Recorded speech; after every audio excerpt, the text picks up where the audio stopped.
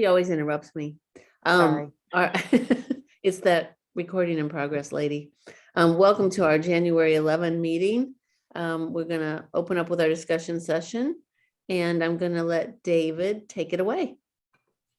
Hey, thank you, Mayor. So initially we had talked about going back in person on January 25th. So we had one more component, as you know, we were waiting on. It was back ordered for 6 or 7 months. We finally have it. The room is fully operational, where we can have hybrid meetings with the Board of Aldermen and even an audience in the chambers, and then also participation remotely through the Zoom platform. And it all works together. So we are ready to go whenever the board wants to go back. Of course, right now we have this COVID outbreak, this surge, so to speak, that everybody's dealing with. So I don't know what the thought is, first of all, on going back, and we can discuss that first. But also want to spend a few minutes talking about, and we got into it a little bit at the last meeting, but talking about what protocols we might have in place for the public that's coming to watch these meetings in a hybrid format. So with that, let's go ahead and start with just the return date. Is there anyone that still wants to return on the 25th, or at this point do we push that back? So I will open it up with that question. Well, I think I'm of the same position. If it opens and you guys all want to go in, that's fine, but I would prefer to be on remotely, certainly for now. I think because of the AMI, the surge, and everybody's, we've had everybody from some office buildings to the art museum shut down for the whole month of January. I think we should follow that protocol. And I'm sort of feeling like we might want to just wait. We can see how things go, but we might want to just target March, the first meeting in March to go live. I don't know, but that's just a thought. I would be supportive of pushing off until February. It seems like the Art Museum, History Museum have all basically closed down for January, but have all scheduled reopening in February. I would still prefer that we at least try to schedule the first meeting in February as a hybrid meeting. And obviously, if circumstances at the end of the month suggest that's not a good idea, it would be easy enough to just move it to a Zoom only call. But I think we should be moving in that direction. We ought to find out if the virtual type of meeting really works for our constituents. And so I would at least suggest that the first meeting in February be tentatively scheduled for hybrid, subject to, of course, a change depending on the circumstances.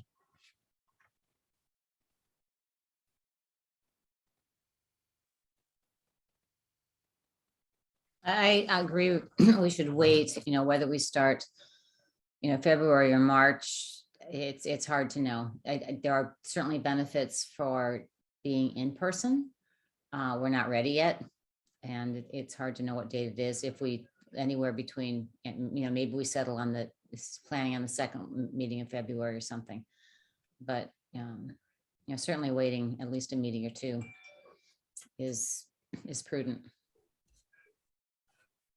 I would agree. I think I'd be supportive either way. I mean, I would like to get back to in-person meetings, but if we don't want to go till the second meeting in February or first one in March, I'm fine with that. So.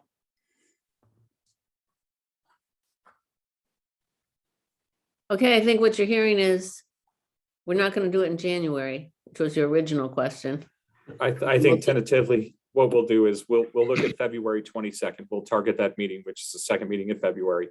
On February 8th, which is the first meeting of that month, at the end, we can have a really brief discussion on whether or not we move forward on the 22nd.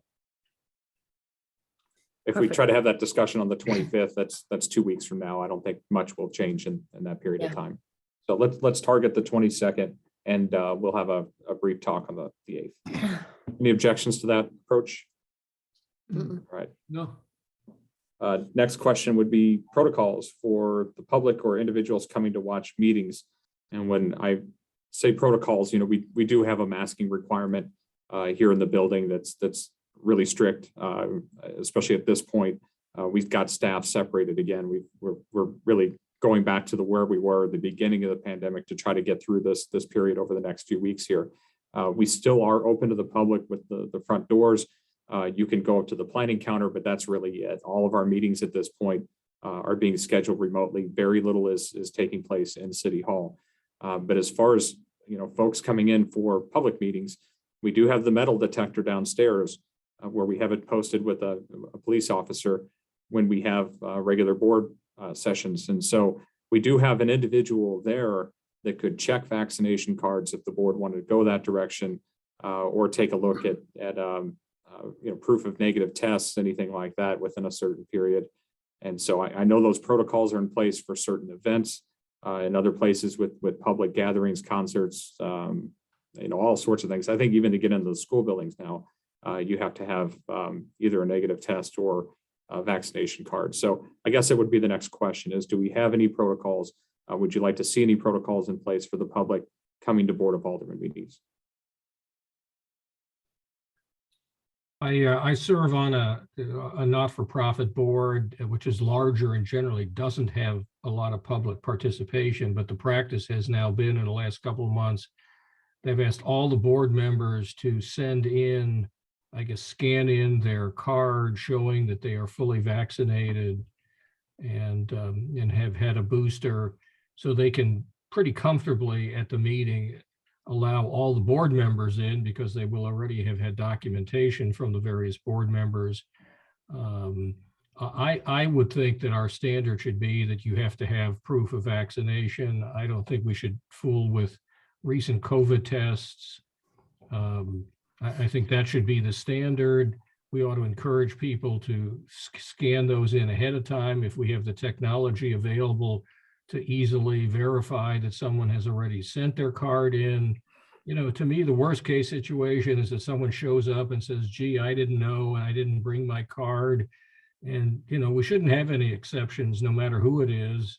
That should be the rule. I think that's a fair expectation. And I think it sets a good example. And I certainly would make all of us more comfortable being in attendance, knowing that everybody who's there is fully vaccinated and had a booster. I totally agree with Gary. Agreed. Anything from our senior alderman? I agree with vaccination, since there is the option of being on Zoom. There's no reason for them to come in if they aren't vaccinated. Good point. Yeah. All right. O'Keefe? I'd like to get you some additional information on that subject, perhaps. There's been legislation by the Missouri General Assembly that was effective in July. And I'd like to flesh out what its parameters are, but it says that no city in this state receiving public funds shall require documentation of an individual having received a vaccination against COVID-19 in order for the individual to access transportation systems or services or any other public accommodations. Okay. I'd like to take a look at that in more detail before you settle that question. I would just note. I thought Rich just did. Because they do have access remotely. Right. I don't understand why that would be an issue if they have access remotely to the board meeting. We're not denying access to board meetings. We're just saying that you can still join them online as you have been, or if you're vaccinated, you come in person. And I would just add that I understand, Kevin, you have to review the law and make a recommendation. I would suggest if we don't feel like we can enforce that, then we aren't having anyone in the building. I mean, it's really straightforward. It's the term public accommodations is as some of you know, is a term of art. I'd like to make sure I understand what that means as to whether or not City Hall is a public accommodation within the meaning of that statute. If we can figure out what the Missouri General Assembly actually intended.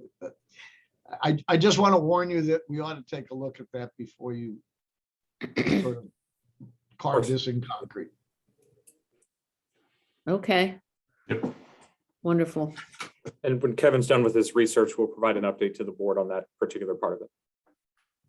But it sounds like the consensus is if we can do that, then the proof of vaccination would be the way to go. And then I guess we would still require people to wear a mask. That's correct. Okay. And I think if we can't require, if we get to that conclusion, which I hope we don't, then we just revisit when we come in person as well. Correct. And we'll have plenty of time to do that with 2 meetings between now and the 22nd. Okay. Any other standards the board would like to see in place? I mean, those are the typical ones. It's like we've established a date. We'd like to do proof of vaccination. Is there anything else we need to be considering here?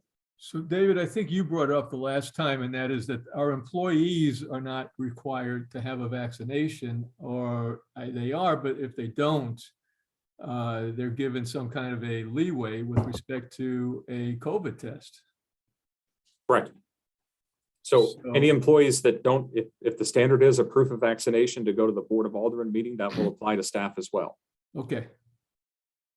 Just making sure. Absolutely. That's simple enough. I assume you would set up seating space and all that. That's correct.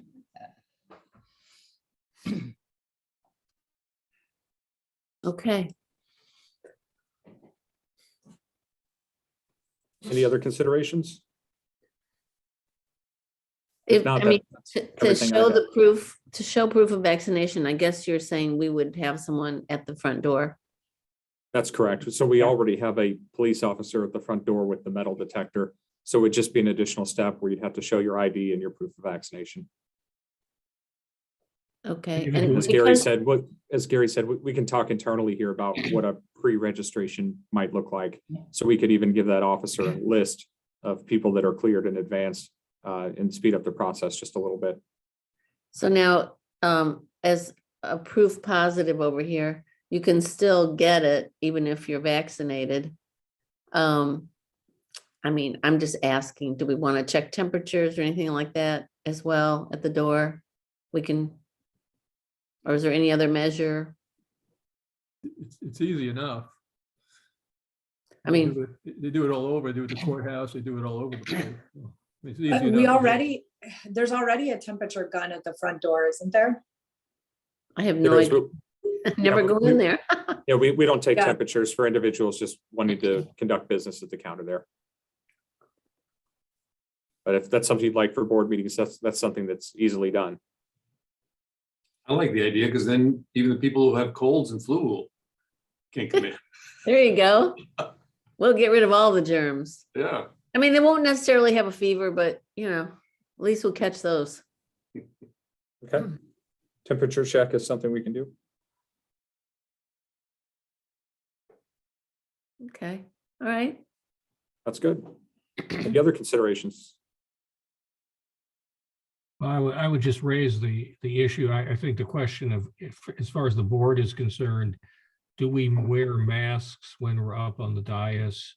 While I'm not crazy about the idea of trying to speak with a mask on, I certainly think it's an accommodation to everyone. And I think as to the point that we don't appear hypocritical, if we expect people in the audience to wear masks, then even though I don't like it, I would suggest we at least consider agreeing we will wear masks during the meeting, unless again, circumstances suggest a month from now that there should be more discretion in that regard. Well, something I've noticed, and I don't know what the right procedure would be, but sometimes people wear the mask, but when they're going to speak, they pull it down for their comment and then put it back. I don't know how you all feel about that. I don't really have an opinion on that, but it's something I've seen done. And we can always decide later. I would just make the comment that I've had people who have zoomed into hybrid meetings in the last month who have said that it's very difficult on hybrid when you're not in the room. It is difficult to hear the speaker if they're wearing a mask. And so I think we just need to be aware of that. I mean, I would prefer what the mayor is suggesting is that I would prefer to wear a mask when I'm up on the dais, except when speaking, and take it off.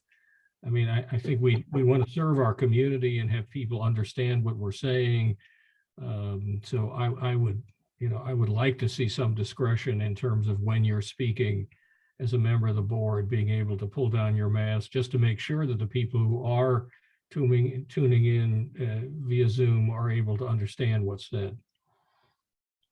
I would like to clarify, because it was my understanding that the St. Louis County Council did pass a mask mandate by a vote of the council, which I believe would apply to us and mean that we have to wear masks. And I don't know that there would be an exception, particularly when we're doing something like speaking, which sends our particles out into the air.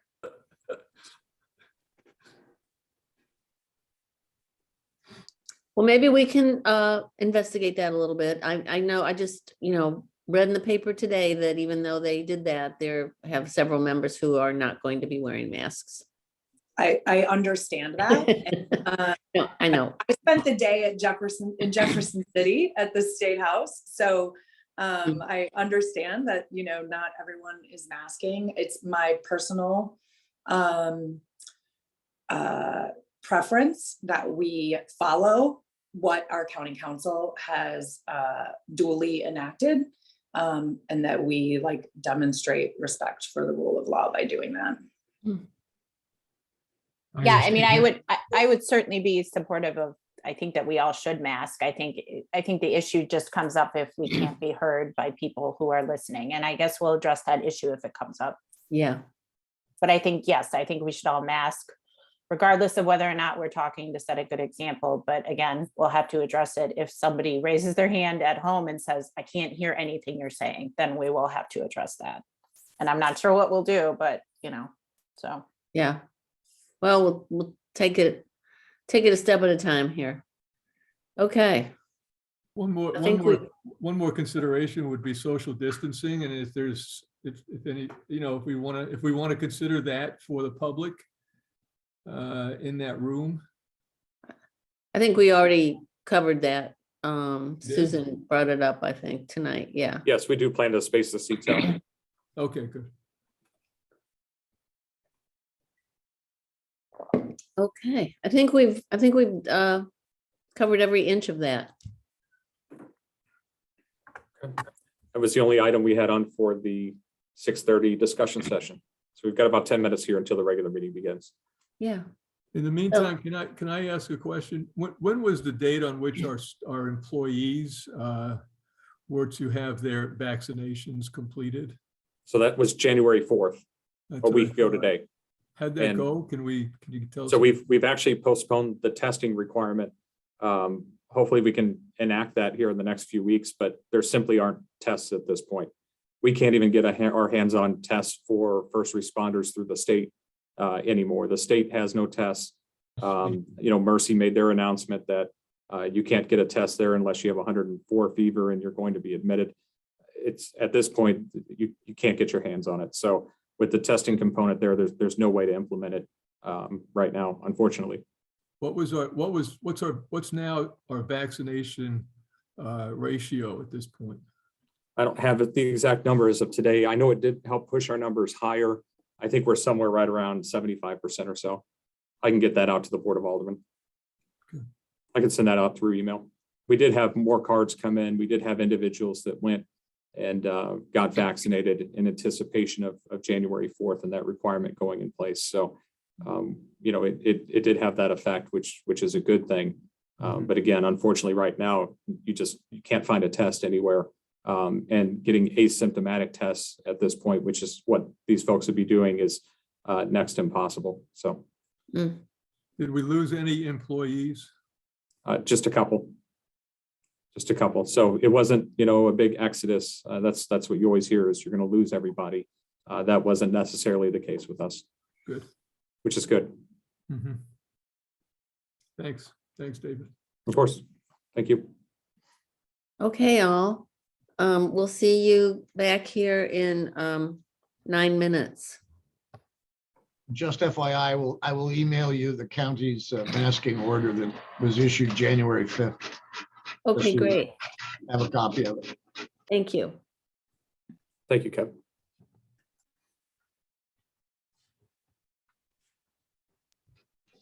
You stay on this link? Or come back to the same link for the meeting? All I right, think That's so. correct. Yes. Yeah, we're just going to mute and turn off cameras here for the next 8 minutes. thank you.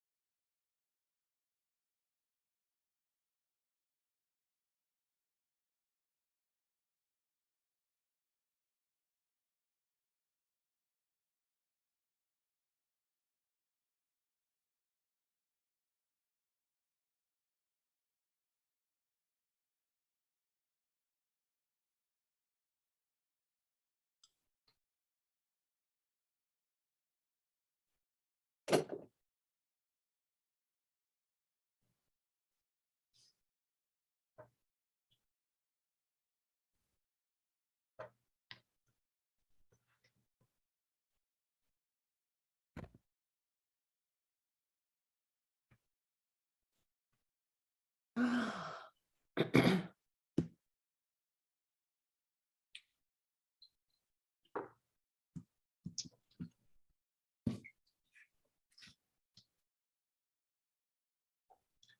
will turn off my video, June, but I'll be here.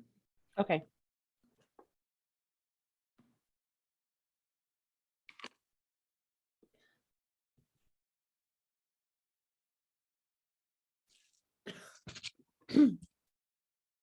Okay, I think that's everyone. All right, so let's begin. Let's call the roll. Okay. Alderman Lentz, Here. Alderman Berkowitz, Here. Alderwoman McAndrew. Here. Alderwoman Buse, Here, Alderwoman Patel, Here. Alderman Fader. You're muted.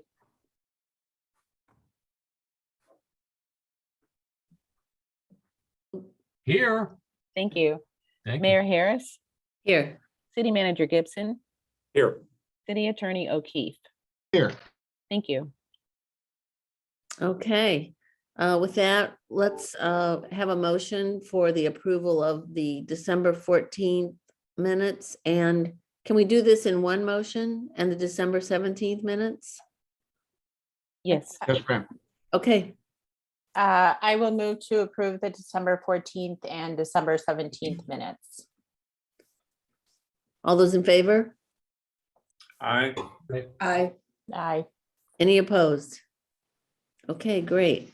Now it's time for public requests and petitions. So this is the time in our meeting when we would like to hear comments or questions from our audience that are about something that is not on our agenda tonight. And I'm looking at the attendee list right now. And I see no hands up. So I'm going to assume we do not have anything there. And we can move on to awards and recognition. David, It looks like Chief Rhodes has been brought over, as well as Chief Hildebrand, our training chief.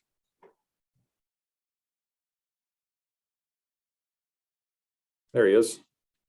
Good evening, Chief.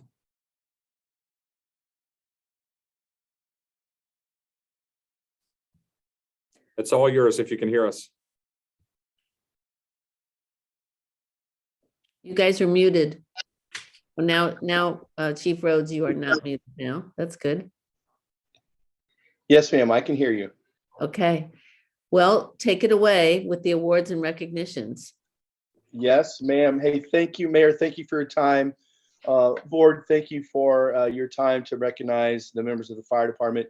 You know, it is the mission of the Clayton Fire Department to preserve life and property through teamwork, exceptional performance, and professionalism. And I was notified that Battalion Chief Jason Hildebrand, Captain Ryan Harrow, a former employee that used to work for us, Joshua Barnaby, and Craig Neal and Engineer Steve Wood were awarded the Class 6 unit citation for their quick and professional actions on May 18th, 2021. Basically, what had happened is there was a very significant severe vehicle accident involving a tractor trailer on Interstate 44 on an overpass, and the tractor trailer had actually went off the overpass, hanging and attached by the trailer attachment to the trailer itself. And so if you can picture the overpass with the tractor trailer literally hanging over and dangling with the patient still inside. The initial arriving crews arrived on the scene, declared a major rescue incident, which brought in Ladder Company 3212 and also, or excuse me, Engine Company 3212 and Ladder Company 3212 and also Battalion Chief Hildebrand into the operation. They were assigned to establish a hauling system, which is a system that you attach to the rescue that brings the rescue up from the depths of the descent or the rappel to access the patient, and then the belay system, which is the safety lines. Those four folks operated in such a manner that absolutely tells me as a chief that we are mission centric, and the investment that we have made in teaching our people vertical rescue, rope rescue, had definitely paid off and saved a life today. So I'm very proud to announce the citation, which is given by the Greater St. Louis Area Fire Chiefs Association. And with that said, I don't know if I'll turn it back over to you, Mayor, if you have any questions. I do not have questions, but I remember that incident. They had a pretty big picture of it in the Post-Dispatch, and it was quite a scene. I can't imagine the patient, as you call him, what he must have been going through dangling there. But congratulations, and wow, what a job to have to perform. So we're very proud of you guys. This just makes us even more proud, and we're just so glad that you were recognized for not only what you did that day, but the investment you made in being prepared for that day. Does anybody else want to say or comment or have questions about this? Chief, if you don't mind, I just thought if I would ask you a little bit too. I know you've gone out of town at least once to help out with some disasters around the country, and I wonder if you could just mention what you did and what you found there for us. Yeah, yes, ma'am. I certainly could do that. Before we do that, Mayor, do you mind if I ask Chief Hildebrand if he'd like to say anything about the rescue? Of course. With all due respect, ma'am, Chief, Please any do. comments? You want to talk a little bit about the rescue? Yeah, it was definitely, a complex rescue, and the training that we've performed over the last 4 or 5 years with Brentwood and Maplewood, and now most recently Richmond Heights. All of those companies worked together really flawlessly, and that scene and that incident actually set up some scenarios where our surrounding communities are actually asking us to come in and run and be part of these run cards, and from a technical rescue and rope rescue aspect, to respond to those types of calls in their areas. So again, I thank you for the ability to train with our other communities, and the program is going well. And this incident and the successful rescue of not only this call, but also another one in Brentwood a couple months ago was completely related to our coordinated efforts on the fire ground and in technical rescue. Excellent. Can I ask you a question? When you say technical rescue, does that involve any kind of situation that would include ropes and hoists and belaying, and so it could be off one of our high-rise buildings, it could be off of Absolutely. anything like that? Correct. Yeah. Yes, sir. Technical rescue includes vertical, high angle, confined space, trench, structural collapse, hazardous materials. It's somewhat all inclusive. Wow, cool. Multidisciplinary, but all falls under the same level of expertise. Yeah. Terrific. Thank you very much for your work and in doing what you do.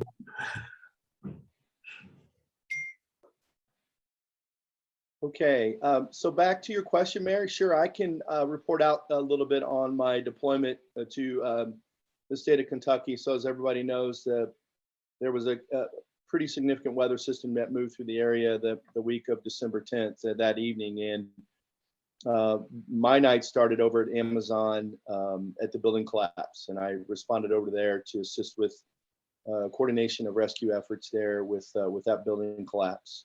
And then worked there till about 4 a.m.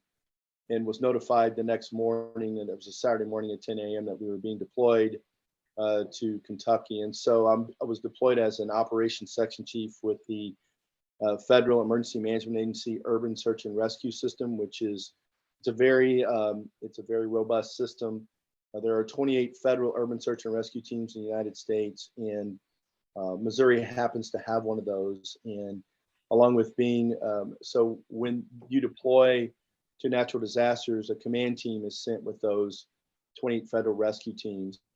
And we're assigned to either coordinate the rescue and unify up with the state response efforts. And that's exactly what we did. And so we were assigned to search in the city of Mayfield, which took a direct hit by a significant large tornado that literally cut through the center of town. And so we worked at the candle factory. If you remember, it was on the news, the candle factory. We worked there and completed that mission to fully recover the deceased, and then went throughout the rest of the town in the county of Grays County. We also had operations in Bowling Green and also in Dawson Springs. And so we literally followed the path of that significant tornado as it went through the state of Kentucky. And it was about a 7-day operation.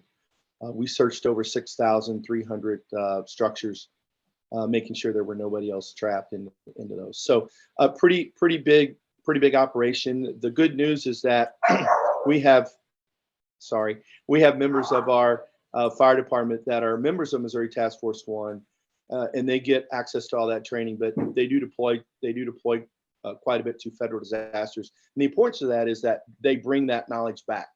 They get to these large disasters and they see them. They know how they function. They know where there's going to be resource pinch points and how operations can go upside down pretty fast. So we have those folks also within the fire department. And so that's a big resource for us. And it's really a feather in our cap to be a part of that system.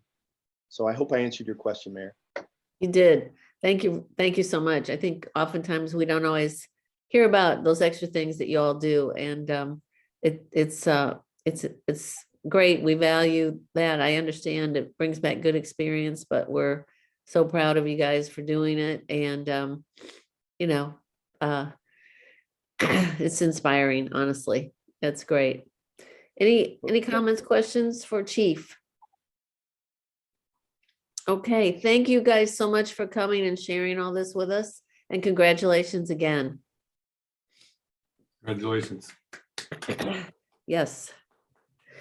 Okay, moving on, we have bill number 6874, which is an amendment to sections of the entertainment overlay district. I will open the public hearing and request proof of publication. Thank you, Mayor. This is a public hearing to solicit input regarding a proposed expansion of the entertainment overlay district. The proposed amendment would expand the existing district to the west and to the south. The expansion to the west extends the district from Merrimack Avenue to Brentwood Boulevard. The expansion to the south extends the district from Forsyth Boulevard to Carondelet Avenue.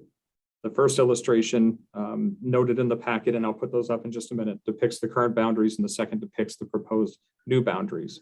The proposed expansion is in response to a long-term initiative set by the Board of Aldermen to enhance the vibrancy of the central business district. The proposed amendment not only changes the boundaries, or only changes the boundaries of the district, and does not alter any other aspect of the entertainment district overlay.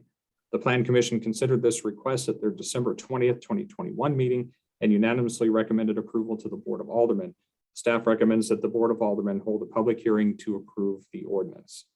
And we do have Susan Ice-Tennis and Gary Carter here as well. I will share my screen. I think it would be beneficial to have those expanded boundaries up. So here's what those look like. And again, the existing boundary would be this map over here that would be on the left side of your screen. And then on the right side, you can see the expansion south of Forsyth in this area here. And then to the west, all the way across to Brentwood Boulevard. This is the Forsyth Point development here. And you can see that we've crossed the street to pick up this property as well. So with that, I'll open it up to the Board of Aldermen for any questions or comments.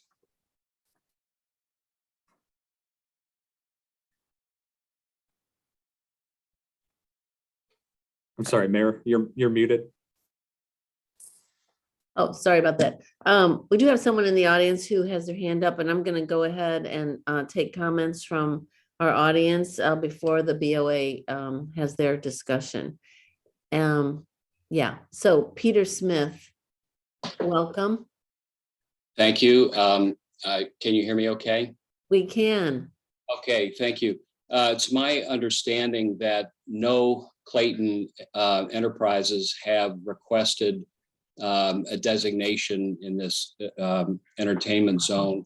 So I would question why the board would feel it's necessary to expand something that has not yet proven whether there's a market for it.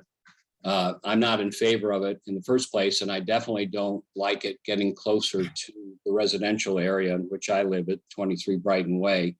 So I would ask that the Board of Aldermen put this on hold until, let's say, post-pandemic, and see whether there's in fact enough interest in the existing entertainment district footprint to warrant expanding it. I think it's been proven over the last several decades in St. Louis that so-called entertainment districts like the Loop, and going back to Gaslight Square and the Cleves Landing and other areas that are just magnets for bars and crime, and I just don't think we need it in Clayton. So thank you for letting me express that opinion. You are welcome. And I will open up for, I don't see any other hands up, so I'm going to open up to the board for comments, but I would just say, you know, obviously in doing this the first time and now possibly amending, we have definitely seriously considered all the negative outcomes that you've suggested, but feel that, you know, the positive can outweigh. And we like to encourage vitality and, you know, places for our younger adults to go. And we want to keep them around. But let me open it up to the board. I know we have some, a number of people that might want to make a comment about this. Shall I go in order of seniority? Okay. Alderman Lentz, do you have any comment about this or questions about this?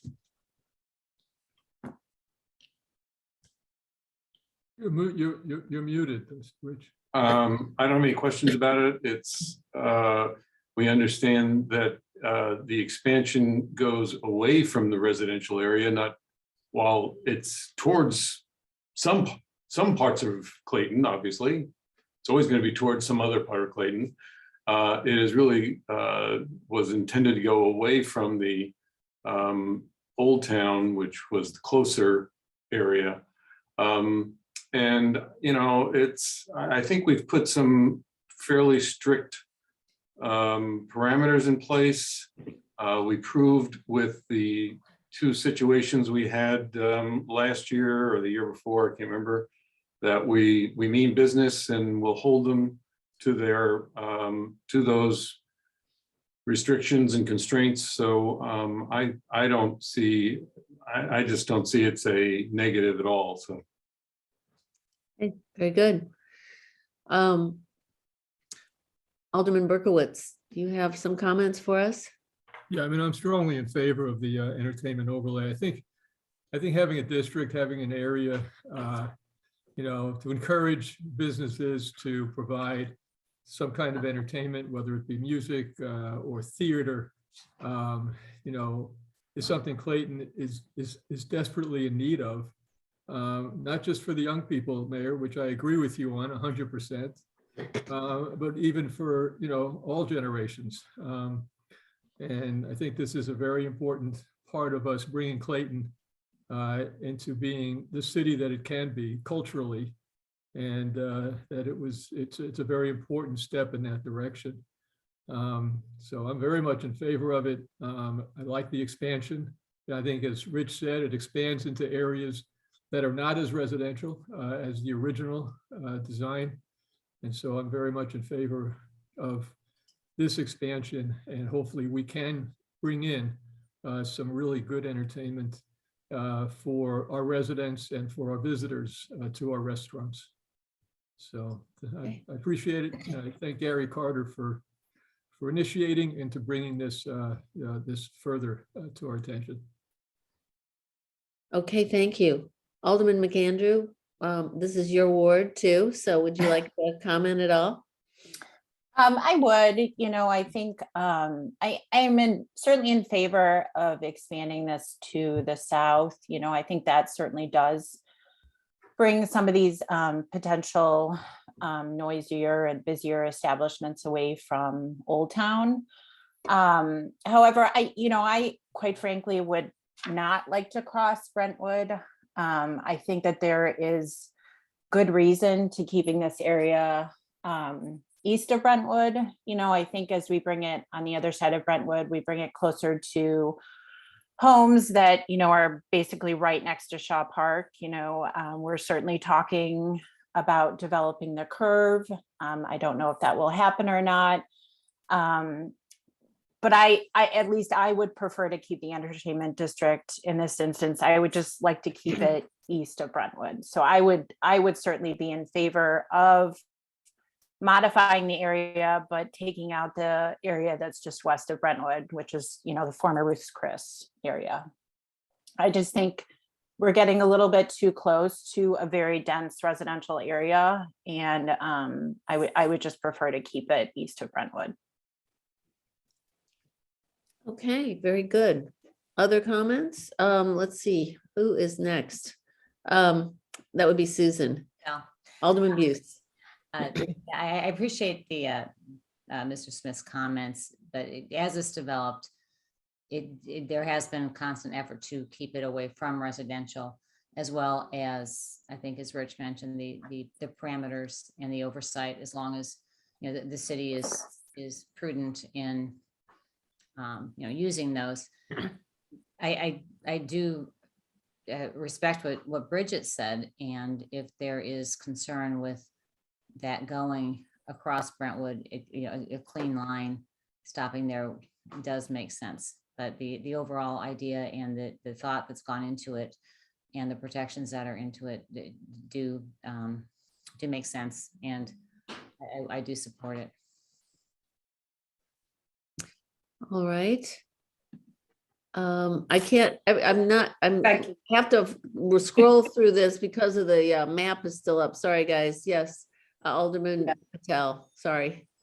Thank you, Mayor. I would just note that in our discussions, we certainly acknowledge that no current businesses have taken advantage of this designation. And it's even for that reason that we're looking for the ability to expand it to areas that are still open and ripe for development opportunities, in order to broaden both the development opportunities for those particular parcels, as well as the potential that some folks will see an opportunity to develop in this way. And so I support the expansion as proposed here. All Thank right. you.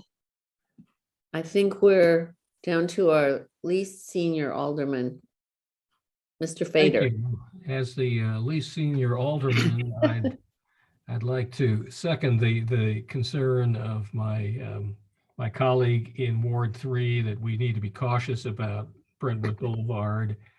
So I support that concern. I do think at the end of the day, where this is most likely to be seen is in connection with existing restaurants that would want to extend their hours of effective operation, let's say from 9 to 11 in the evening, and the ability to be able to have somewhat increased liquor sales and seek an entertainment district designation. I think that's most likely where we're going to see it. I think at the end of the day, the economics unfortunately make it very difficult that we will have comedy clubs or black box theaters utilizing this destination, much as I'd love to see it. But I think, and to that extent, I think the entertainment district designation, by modifying the liquor versus food ratio that's required, I think may be helpful in giving people who have dinner in Clayton more places to go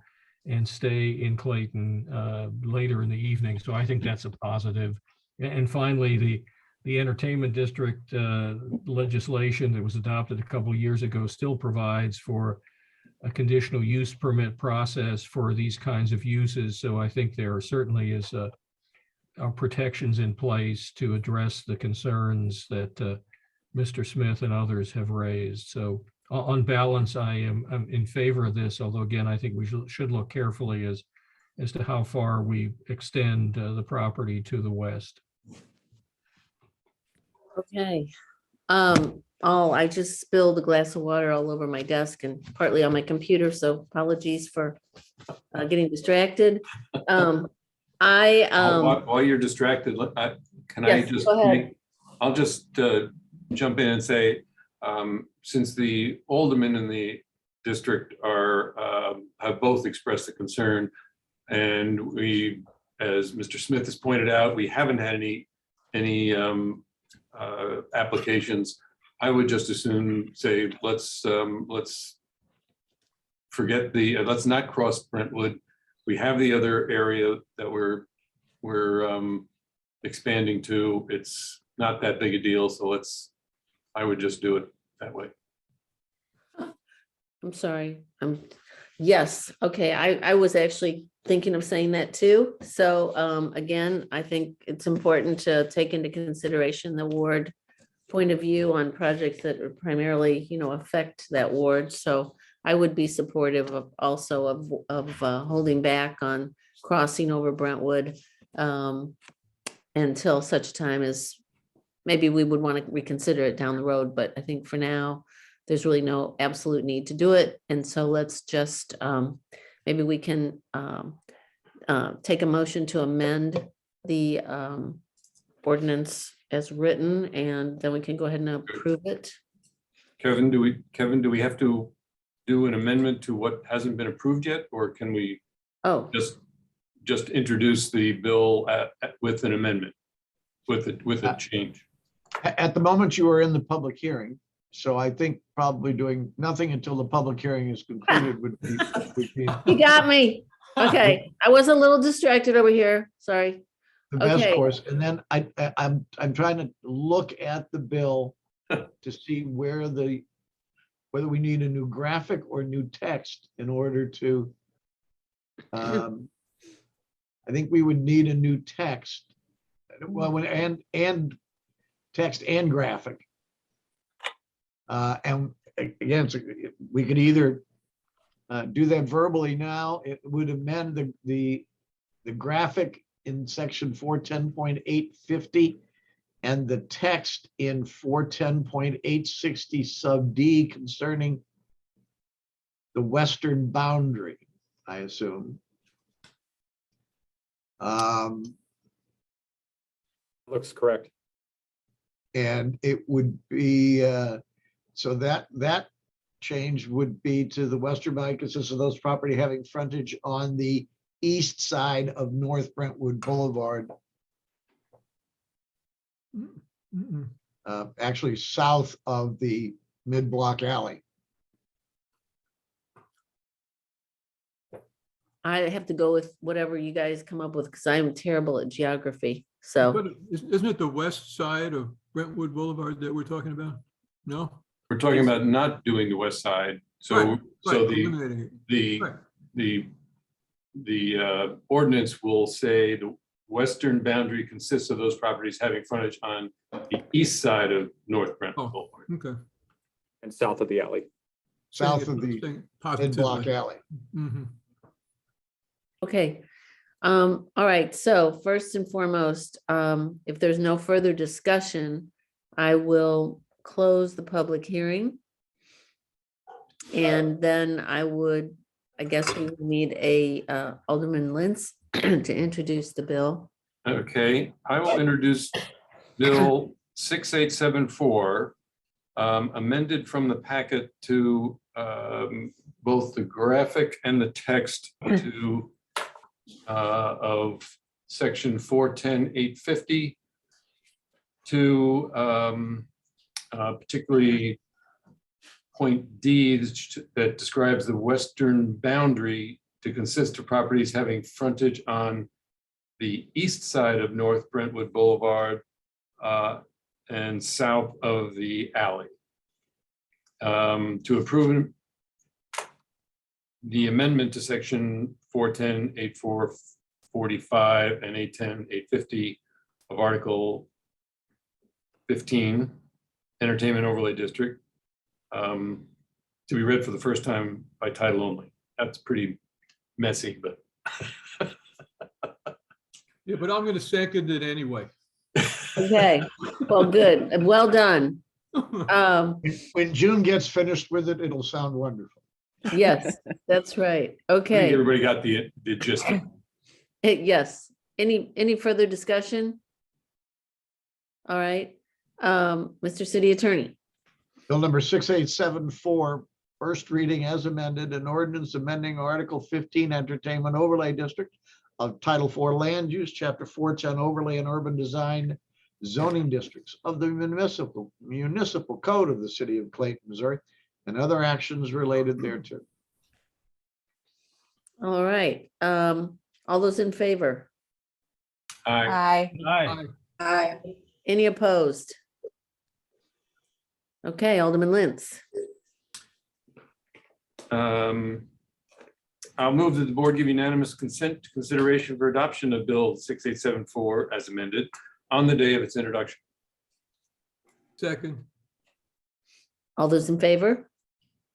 Aye. Aye. Any opposed? Okay.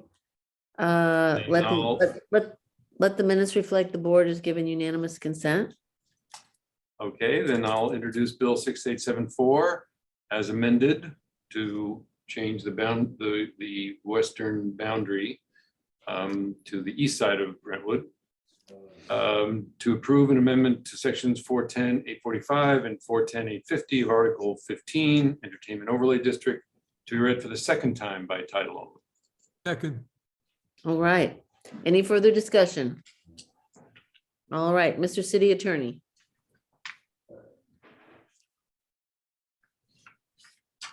Bill number 6874, second reading and consideration for adoption as amended. An ordinance amending Article 15 Entertainment and Overlay District of the Title 4 Land Use, Chapter 410 Overlay and Urban Design Zoning Districts of the Municipal Code of the City of Clayton, Missouri, and other actions relating thereto. Alderman Lentz, Aye. Alderman Berkowitz, Aye. Alderwoman McAndrew, Aye. Alderwoman Buse, Aye. Alderwoman Patel, Aye. Alderman Fader, Aye. and Mayor Harris. Aye. Thank you. Okay. Great. Moving on to bill number 6875. I will open the public hearing and request proof of publication. Thank you, Mayor. This is a public hearing to consider proposed code amendments to Chapter 410 Overlay District Standards to repeal Articles 3 and 4 and adopt a new overlay district and new development standards for the proposed Northeast Downtown Overlay Zoning District. The existing CBD and downtown core overlays would be eliminated and replaced with a single expanded overlay zoning district and associated new development standards. H3 Studios has been under contract with the City of Clayton to assist the city with updating the two downtown overlay zoning districts, both the CBD and the downtown core. The 18-month process began when H3 Studios conducted an on-site survey of existing conditions within the project area, followed by a succession of multiple interactive work sessions with the Board of Aldermen, the Plan Commission, the Planning Department, and the steering committee comprised of key developers, property owners, residents, and business owners within the immediate study area. Through that process, H3 and the city gathered feedback from stakeholders and city leaders, which led to the establishment of the vision, principles, and parameters for two significant changes. One, the establishment of new design guidelines, and two, creation of the Northeast Downtown Overlay District and the associated development regulations. The proposed regulations and design guidelines are intended to provide the City of Clayton's Department of Planning and Development Services, Architectural Review Board, Plan Commission, Board of Adjustment, and Board of Aldermen with a place-specific and form-based code framework by which to evaluate new development proposals and construction projects within the boundaries of the new overlay district. These development standards and design guidelines will operate in concert with the vision of Clayton's downtown master plan, North Central District, and the pedestrian priority zones as identified in the policy and infrastructure sections of the 2010 Downtown Clayton Master Plan Update and Retail Strategy. On December 20th, 2021, the Plan Commission approved the design guidelines and recommended approval of the Northeast Downtown Overlay District. Staff recommends the Board of Aldermen approve the Northeast Downtown Overlay Zoning District standards as set forth in the attached ordinance per the Plan Commission's recommendation. And we do have with us this evening, Susan Istenis, our Director of Planning and Development Services. And I believe we have Tim from H3 Studios here as well. June, if you could bring him over.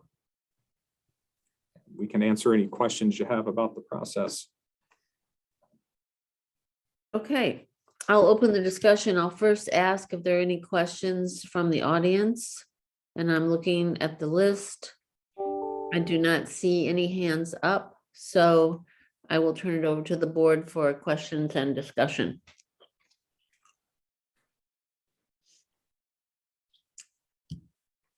Well, I can tell you, having been on the steering committee for some time now, that H3 has done a great job. They've put a lot of effort into this, a lot of thought. They were very helpful, particularly when we got out and did a site walk around, explaining what they were trying to do and why. And I think also listened to some of our concerns, and I think came up with a very workable plan from that. So there's been a lot of work that went into this, and there's a lot of detail in it, which we won't ask Tim to go through right now. No. Yes, I would like to echo all that, having also been part of the task force there, steering committee. Any other comments or questions about this? Okay, well. I Tim, do you- one. Oh, okay, go ahead. Again, it's impressive, and I have learned a lot, not having been on any of the steering committee or anything, but just reading through it and matters of design and everything else. So thank you. And it's still just as a layperson, as we encourage building to a property line, that I have trouble grasping that as we do have the focus on pedestrian and street traffic and everything else, buildings going right up to that building line, because once that's done, it's done far into the future. So that's just kind of my reaction to seeing that. But I understand the arguments of the uniformity along the street and everything else. And I understand the corners have their percentages set back and things like that, but that's just a comment. I am concerned a little bit too with the alleys and on the sides and the setbacks, and our ability to go forward into the future with sustainability concerns and room for whatever that might be. Currently I understand a lot of the restaurants don't do any types of recycling because there aren't room for recycling bins and things like that. So it does intersect with other areas of our code, but that is a concern, because sustainability should and will become more and more of a priority as we move into the future. And when you're building buildings, that's a long-term activity. Well, perhaps something to consider, because I will just say, I didn't realize that the reason our restaurants are not recycling is because there's no room for the bins. If that's the case, we should consider going forward when we have new developments to take a look at that and make sure that is incorporated. Yeah, I think there are other ways to address that. I don't want to forget. If this is, I think that this is something that we will approve. And it's a lot of good work, but the different areas do intersect. And I think we do have to be aware of that and really push for, not just encourage those types of behaviors. And of course, that anecdotally, that's what I've told. There's just no room. It's messy. It's hard to do because Clayton is so condensed already. So those are my comments. Thanks. Very good. Any other comments? Yeah, I just want to say, I was trying to carry the water for having increased setbacks on buildings instead of building right up to that line, as Susan just described. The steering committee, I guess, decided in their wisdom that it's not something that we would want to regulate or legislate, and aside from the corners. And so I'll live with that. I'm not sure exactly if that's necessarily the case. I think there's arguments still on both sides. We do have sidewalks that I think are not conducive to a whole lot of foot traffic, and certainly not attractive to foot traffic. I think widening them, or at least having more room for pedestrians, I think would be more of a benefit to the city overall. But if the steering committee and the ARB are of the opinion that that's not a priority, then I'm willing to go along with it. So I'll defer to some of the other members, but my recollection was that we went pretty hard at trying to get that setback. And we're told that that would essentially be a taking of property from the property owners. And that we would run into some additional issues if we did that. So then it became a matter of whether we had enough room on the sidewalks. As it is, there is no requirement that they build to the property line. I think they can always ask for a variance. And we did increase the space. I think the percentage of the space that could be set back, I think we increased that to accommodate some of that, if I'm not mistaken. That refresh my memory, David, is that? We did spend quite a bit of time talking about this particular issue. And so, we're looking at this in the context of new development as well. And so the way these standards are written is where we really start to run into an issue where sidewalks start to get congested is areas where you have outdoor dining.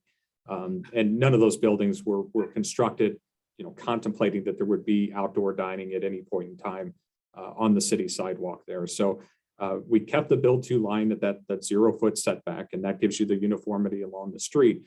But we did, as Alderman Lentz had stated, we allow a certain percentage of that frontage to be set back. So if somebody's going to build a new building and they know they're going to have a restaurant down there and they would like to accommodate outdoor dining, they have the ability to carve out that space along the sidewalk and keep that seating really on the private side, on the private realm, and not necessarily within the public right of way, because we are limited with our right of way downtown. And it's really hard, over time to incrementally try to widen that right of way as properties are redeveloped.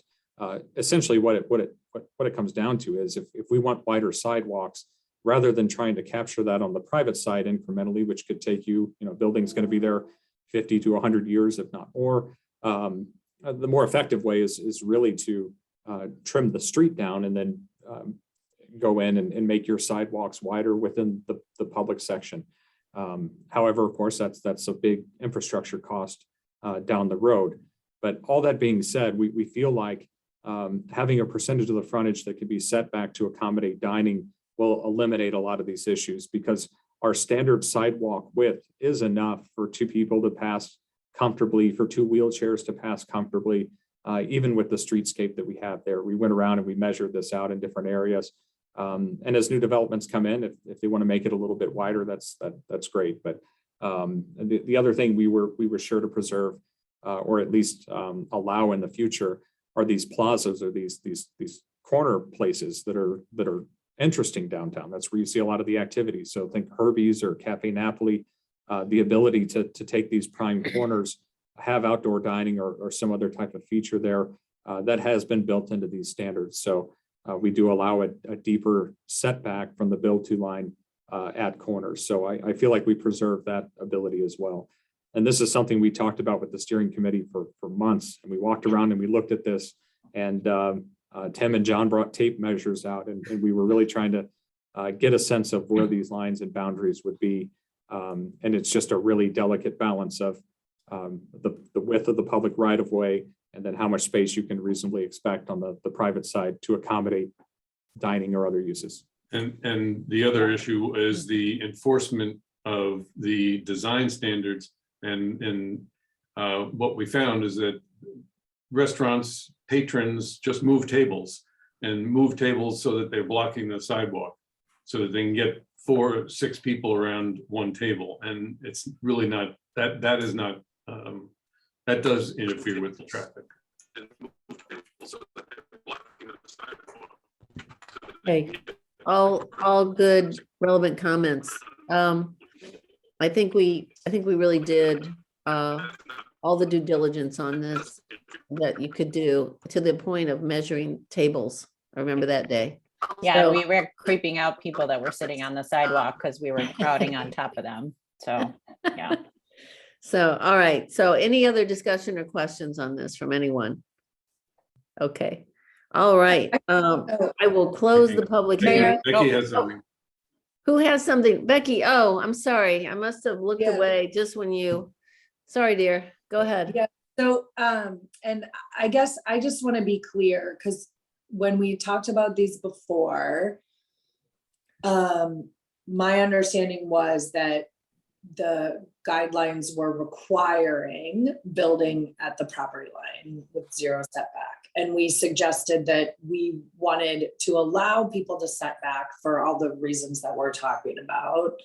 And I think I'm actually a little bit confused right now about what we're saying. So I understand not requiring a setback although like I think we could. I mean, I'm required to have a setback on my property, but I understand if that's not what what's recommended. So I still want to clarify, like, are we allowing the setback, or we're only allowing the setback on like a certain percentage? That's correct. That's a great question, and I'm happy to clarify that. So you do have to build at the building line, the build to line. It's 0 feet. So there's no setback in the downtown overlay, the way this is written. However, for 25% of the frontage on an interior building, so 25% of the length of your building, you can set back up to 6 feet. So that way, if you want a pocket with outdoor dining, if you want some kind of interesting feature on the front of the building, the plan will still accommodate and allow you to do that.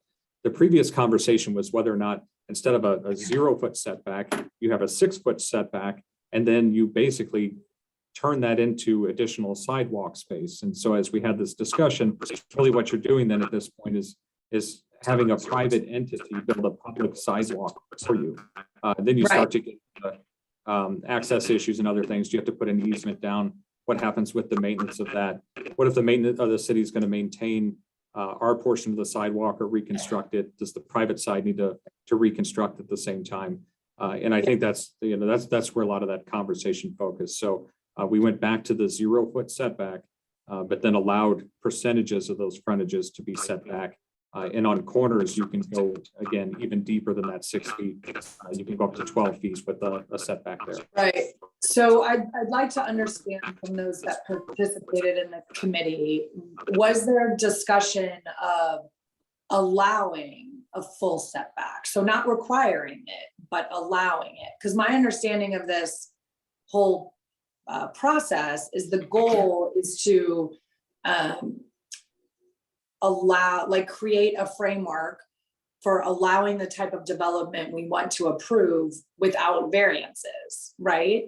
And so, so I'd like to know if there was discussion of not requiring a full setback, but considering allowing it for any business that might actually choose to do that.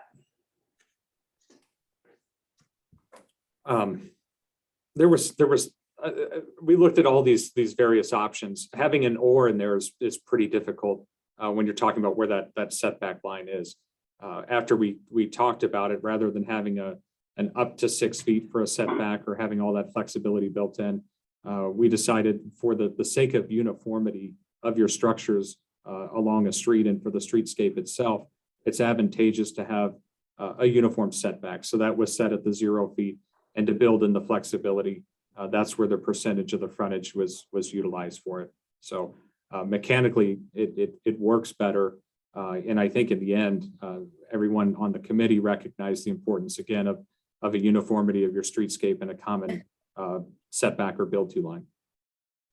And Tim, please, if I missed anything there, because we did talk about this at length, feel free to jump in with anything I've omitted.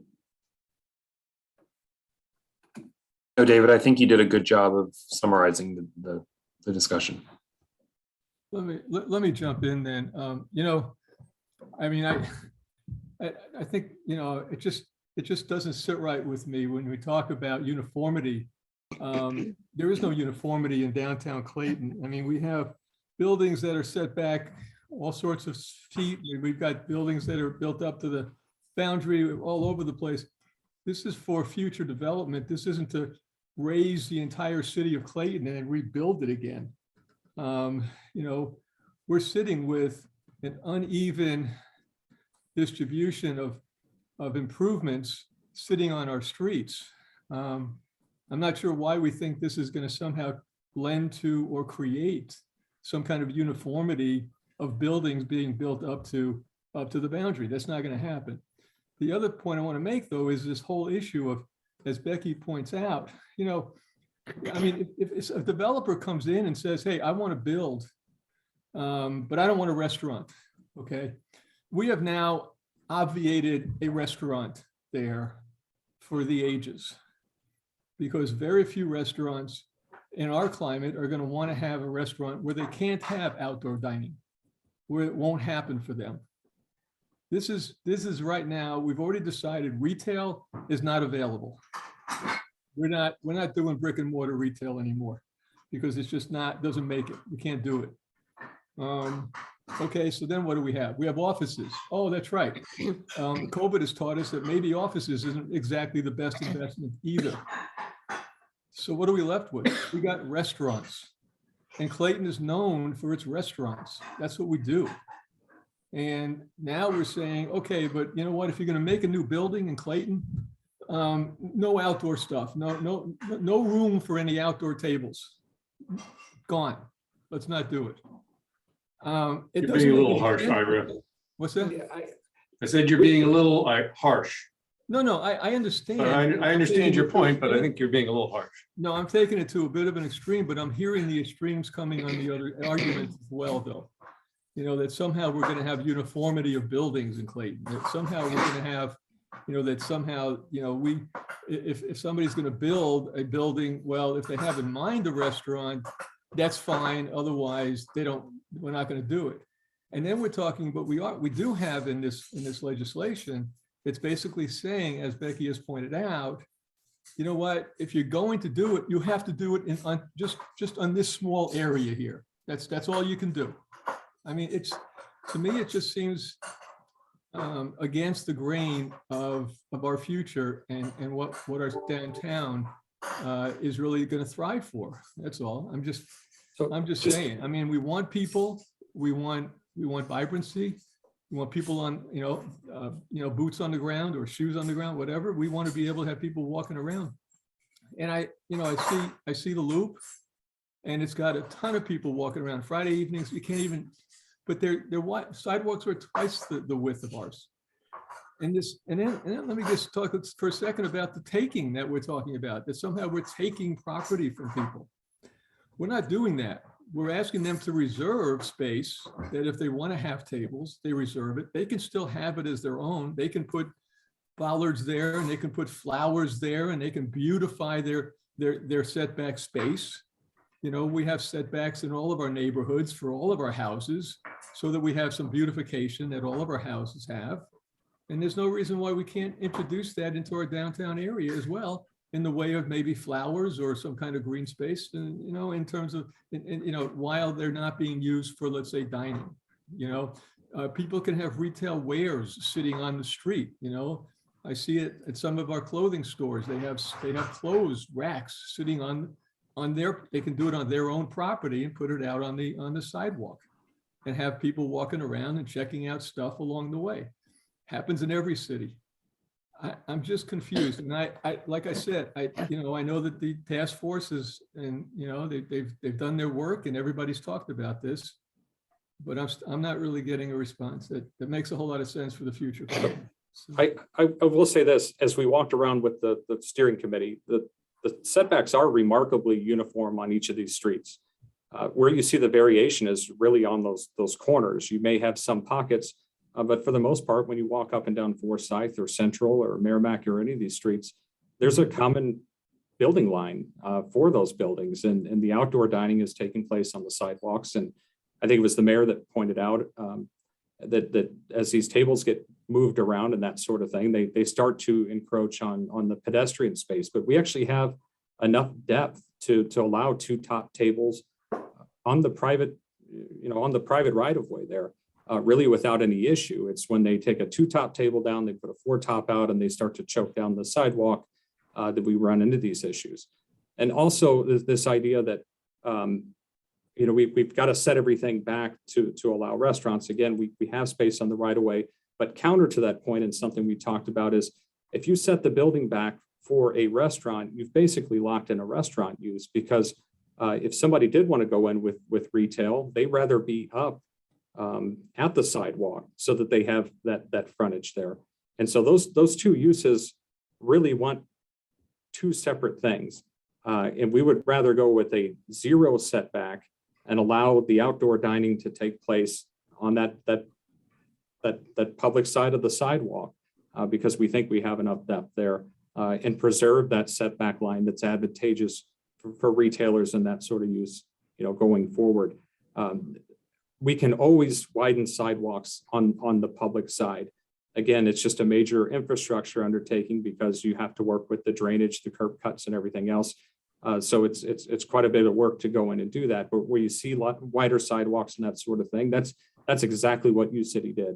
Is they shrunk the road down, they brought the sidewalks out, but they didn't capture that over time by encroaching on the private side of the property line. And again, if somebody does want to have a restaurant use, we allow the outdoor dining in the public space on the public sidewalk there.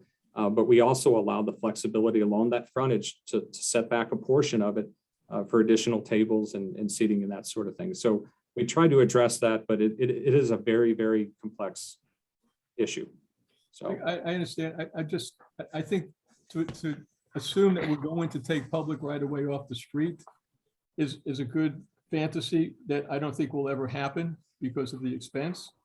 And of course, we saw what happened on Maryland Avenue when we are basically taking some right of way for bicycles, and the uproar has been ridiculous. I mean, I don't know that that's a real fair, saying that that somehow that's an option. I don't know that it is an option. Just because of, like I said, the expense and the resistance that we get for that. But I appreciate the points, David. I just disagree. yeah, I'm just mentioning what the committee had discussed, and that's, as the committee deliberated and talked through these things, this was the rationale of the reasoning that was brought up over and over again. I appreciate that. If I could just comment briefly, I think it's all about balance. And so what we're trying to do is balance these different competing factors here. And Ira, you're right in the fact that we've got a lot of built out environment already that may or may not conform to what we're proposing here, but we've got to think about what we want going forward. And, retail, I mean, we haven't, I know that retail has been beleaguered and it's different than it used to be, but I do think still there's an opportunity for some retail and also services. And I do think it's important for them to be able to be front and center right along the sidewalk. We fought really hard on this while we were developing this overlay with developers to make sure that, for example, along Central, we would have articulation, interest in different little, storefronts that would be available to people. And when we start having them all set back or off and on setback, it really is a different, think about the way like old Clayton and Central looks now with all those little interesting buildings. They're all right up to the sidewalk, and that creates this sort of passageway for you to walk along that has interest. The other thing that can go wrong is, we have a number of office buildings primarily that do this, but they set themselves back. The Pierre Laclede buildings are a great example. We were allowed to set back. They set back, and there's that street right there is dead. Nothing's ever going to happen there. And it's unfortunate because it's a really prime corner. So I think it's just about trying to balance all these factors. And I appreciate, Ira, your willingness to kind of go with the flow here. And I know that, you know, we worked really hard on this, but obviously, as we go forward, we learn things and we may amend things or make adjustments. But I think, you know, I will say, having been part of the steering committee, we spent many, many hours and we discussed every single thing back and forth. And the consultants, H3 did a great job of laying out all the options for us. And of course, our city manager, who is a planner himself, did a great job of helping us create these balancing factors. So I support this the way it is. And I'd like to see us move forward and go ahead and get it done at last. Any other comments or questions from anybody? Okay. I will close the public hearing, and Alderman Lentz. You are muted. Did we lose Susan? I'm sorry to interrupt. I'm sorry. What'd you say, Becky? We I lost believe we Susan. lost Susan Buse. Yes, appears it looks so. like she Oh, dropped you off. know, I'm sorry. I didn't notice that. Okay, well, let's hang on a minute and see if we can get her back. See if she's texted or anything. No.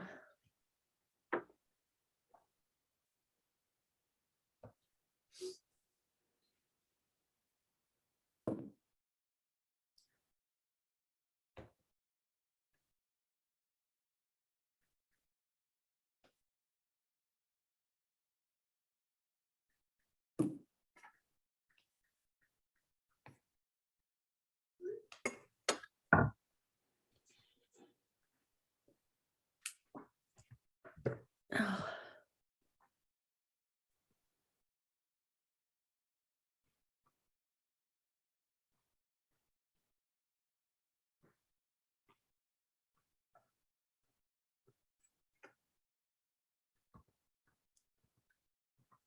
Okay, she said that they lost internet. Oh, Wow.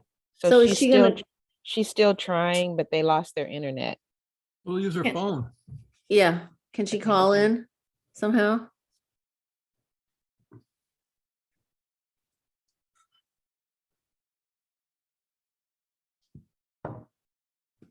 Okay, I just text her.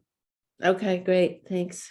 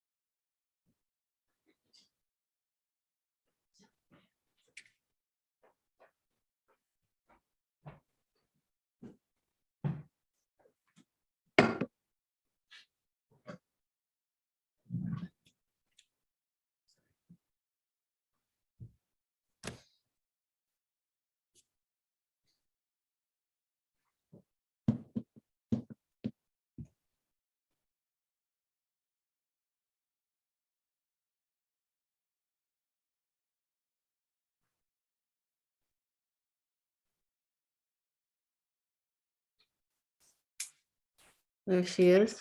I think I'm Susan? back. Sorry, my internet's Okay. going in and out here. Wow, that's I not don't good. know. I hope I'm not next, just being one block from you. Right. Okay. I'm sure you all Um, resolved that while I was gone, right? No, we waited for you. No. You're not getting off that easily. Okay. I did close the public hearing though, and Alderman Lentz was just about to introduce the bill. And just to be sure, Susan, you went off. Do you have any further comment? Or is it too No, late? just the distinction between, you know, a mandatory setback, which we got into taking and all that, and requiring building up to the building line. But again, I know a lot of work was put into it. I struggle with it, but I can support the work that's been done. So, We all struggled with it, believe me. okay. Okay, well then I'll introduce Bill 6875 to approve amendments to repeal and replace the Central Business District Core Overlay District Standards and the Downtown District Standards with the new Northeast Downtown Overlay Zoning District, and to consider design guidelines to be read for the first time by title only.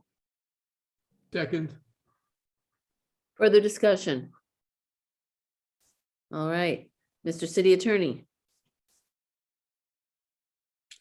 Bill number 6875, first reading, an ordinance amending chapter 410 overlay and urban design zoning districts of the municipal code of the city of Clayton, Missouri, repealing Article 3 and replacing Article 3 with a new district titled Northeast Downtown Overlay Zoning District, and repealing Article 4, changing references to Articles 3 and 4 in various sections of the code and other actions related thereto. All those in favor? Aye. Any opposed?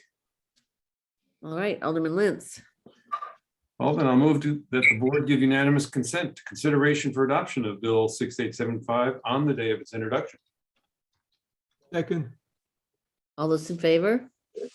Aye. Aye. Any opposed? Let the minutes reflect the board has given unanimous consent. Then I'll introduce Bill 6875 to approve amendments to repeal and replace the Central Business District Core Overlay District Standards and the Downtown District Standards with the new Northeast Downtown Overlay Zoning District, and to consider design guidelines to be read for the second time by title only. second, Any discussion? All right, Mr. City Attorney. Bill number 6875, second reading and consideration for adoption, an ordinance amending chapter 410 overlay and urban design zoning districts of the municipal code of the city of Clayton, Missouri, repealing Article 3 and replacing Article 3 with a new district titled Northeast Downtown Overlay Zoning District, and repealing Article 4, changing references to Articles 3 and 4 in various sections of the code and other actions related thereto. Alderman Lentz, Aye. Alderman Berkowitz, aye, Alderwoman McAndrew, Aye. Alderwoman Buse, Aye. Alderwoman Patel, Aye. Alderman Fader,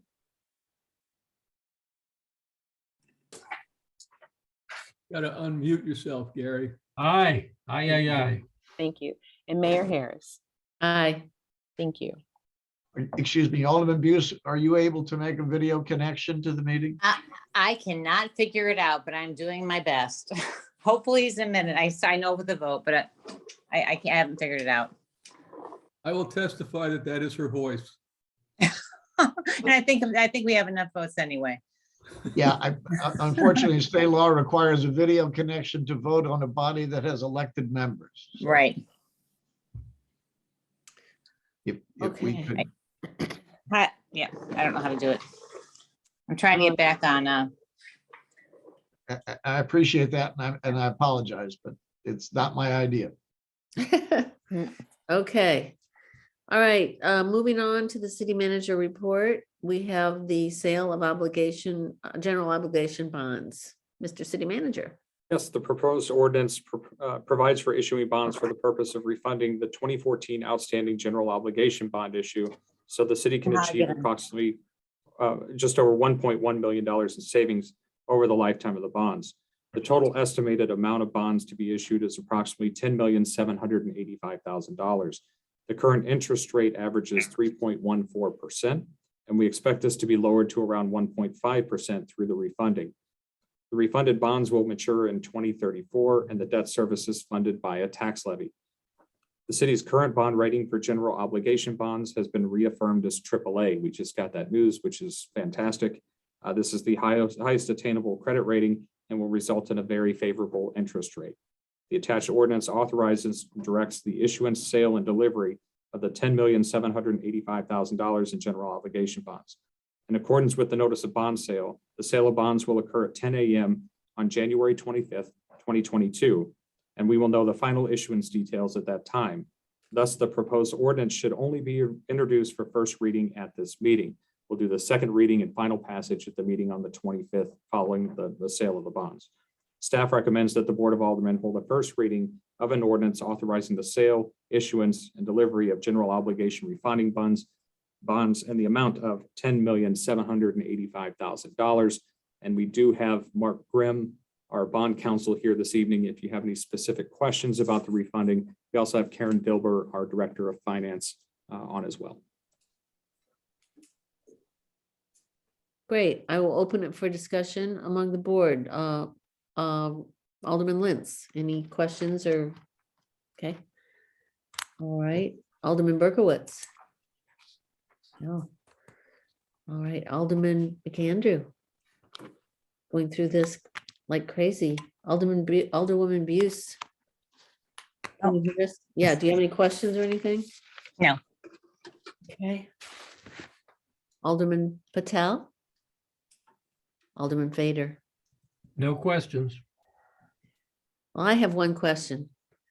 How much money will we save with this new interest rate? Has anybody calculated that, like annually or something? It'll be just over 1.1 million over the life of the bonds. And so again, Okay. that matures 2034. Oh, I see it here. Never mind. Right. I see that. Never mind. Okay. All right, great. So no further questions. So Alderman Lentz. I'm just concerned that I'm happy to introduce the bill. I'm not sure our council wants us to vote on it unless, I think just for the first. It would just be a first reading this evening. okay. I'll introduce Bill 6876 to approve the sale of general obligation refunding bonds, Series 2022, to be read for the first time by title only. Need a second. Second, Any discussion? All right, Mr. City Attorney. Bill number 6876, first reading, an ordinance authorizing and directing the issue and sale and delivery of general obligation refunding bonds, Series 2022 of the city of Clayton, Missouri, and approving certain documents and authorizing certain other actions in connection therewith. All those in favor? Aye. aye, Aye. Any opposed? All right, so then we will do the second reading on January 25th. That's correct. Now we have the lease agreement for the child center. So, Mr. City Manager. In 2013, the city of Clayton entered into a lease with the Clayton Early Childhood Center, or CECC. As a successor to the original tenant, the CECC Board of Directors and the city were cautious and entered into a relatively short-term 5-year lease, which had one renewal option. CECC exercised their option in 2018, thereby extending the lease through December 31st, 2022. Negotiations began earlier this year to get a lease in place by the end of this year. The attached lease would become effective January 1, 2023 and extend through December 3rd, 2032. This is a 10-year lease that would have an optional 10-year renewal. The CECC will be responsible for all interior maintenance and utility costs associated with the property. The city is responsible for exterior maintenance, including snow and ice removal of the sidewalks and parking lots. The city will also be responsible for the replacement of the roof within 2 years of lease commencement. This is something that we have in the CIP, and it is a funded project at this point. The base rate, the base rent will be set at $8,500 per month. The current rent is $8,000 per month in their lease, and that rent will increase every other year by a percentage change in CPI or Consumer Price Index. And then finally, 40 spaces in the parking lot there at Oak Knoll will be allocated to CECC employees and visitors. Additional provisions of the lease cover issues related to special events, parking, signage, and a variety of other administrative details. Staff recommends that the Board of Aldermen approve the ordinance authorizing execution of a lease between the city of Clayton and the Clayton Early Childhood Center for the property located at number 1 Oak Knoll Park. And we have Tony Searing here, our interim director of Parks and Recreation, to answer any questions you may have. Okay, I'll open the discussion. Let's see if there are any questions from the audience. I don't think there will be, but let me see. Participants, there they are. No questions that I see.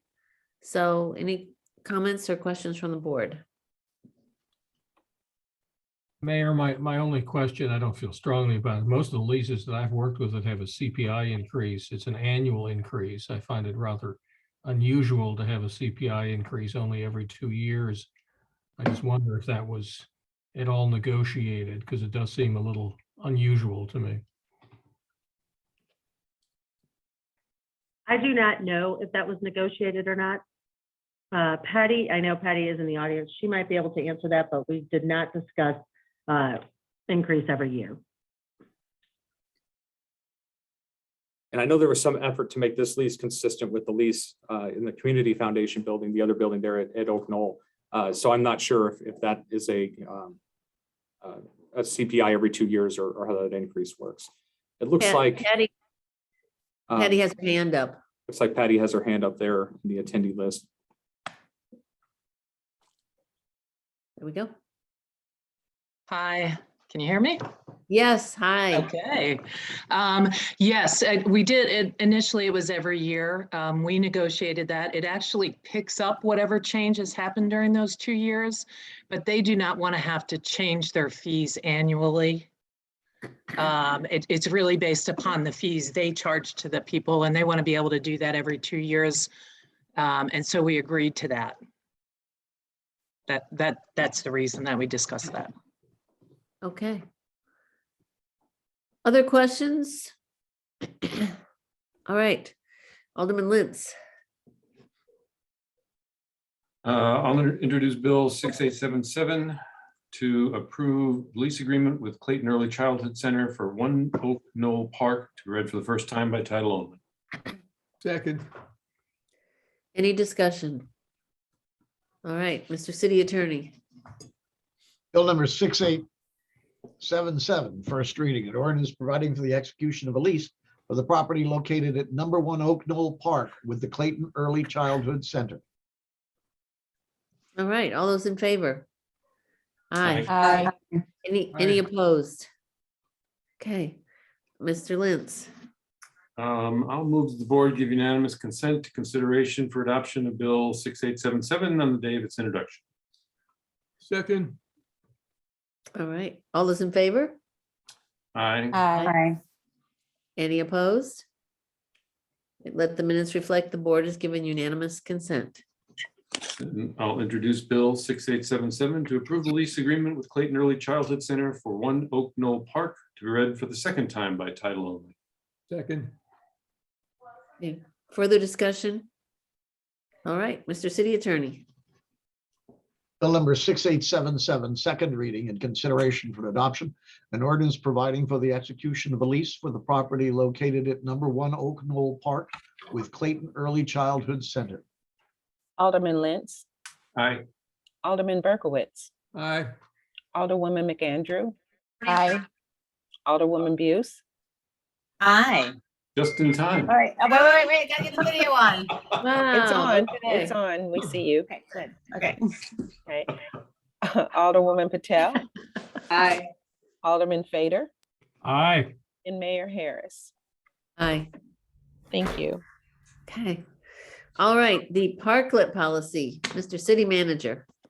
Hey, in February 2014, the city built upon the 2010 downtown master plan by adopting the Central Avenue Activation How Plan. do I turn this on?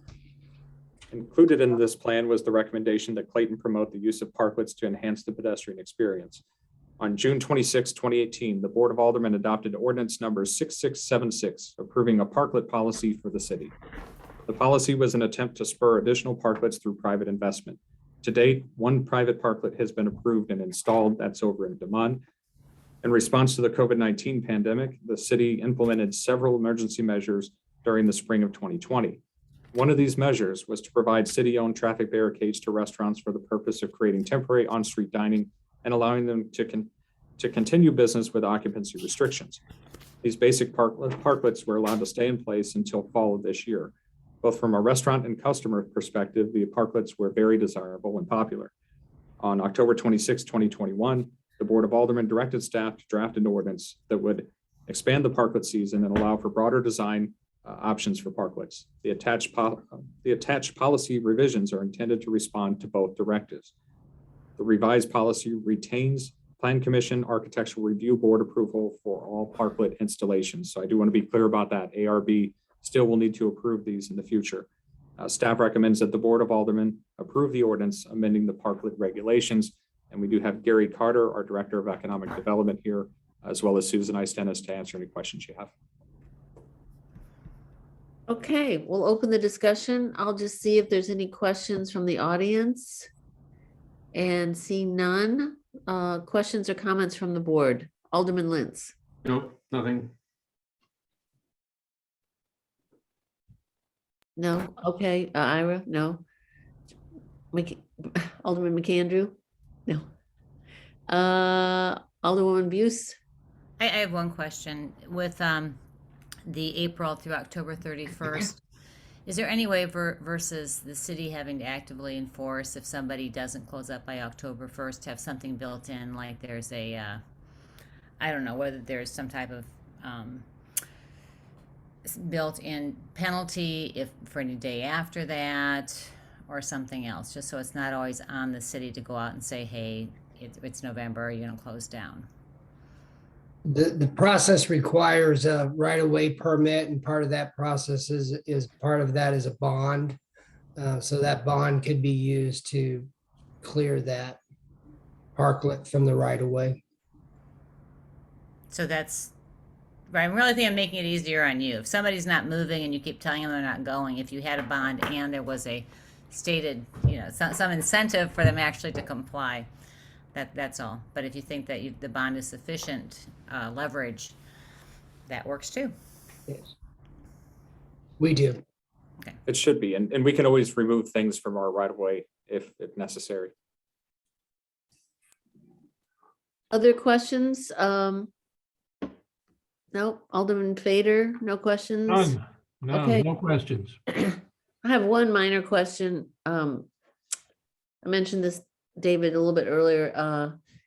This application to the Architectural Review Board, does it include reviewing the design of the parklet, like, how it looks? Yes, it would. Does, okay. I think part of your concern when we had talked before, in the application process, it talks about the applicant submit an architectural review board application, but it doesn't specifically say in there that the ARB would approve it within this document. That's on packet page 208. Right. 208 of the 218. PDF. Yeah, 218 of the packet, 208 of the PDF is where that's mentioned there. So we can certainly clean that up and make it clear that it's submit an application and that it's approved by the ARB. Okay. That's easy to clarify, but they are looking at the design of the parklet. Okay, very good. All right. Mayor, I'm sorry, this is probably a silly question, but Gary, I noticed, and I'm not, I understand it's for safety, but I feel like restaurants are going to work hard to make these attractive, and then are they have to put bright yellow reflector tape around the entire structure? It just looks like the picture that is provided of the one that it looks like it's in New York City. There's just reflector tape around the corners. Do you just find in your research that it's just to keep them safe to have it all the way around? Is that?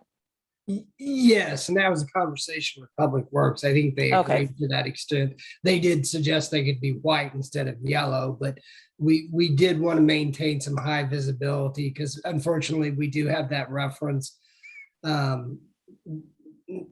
not too long ago with the Centene parklet where something you never think is going to happen happens. Fortunately, there was no people on it at that time, but if we're going to have those in the right of way, I think it's far better to be overly cautious than not.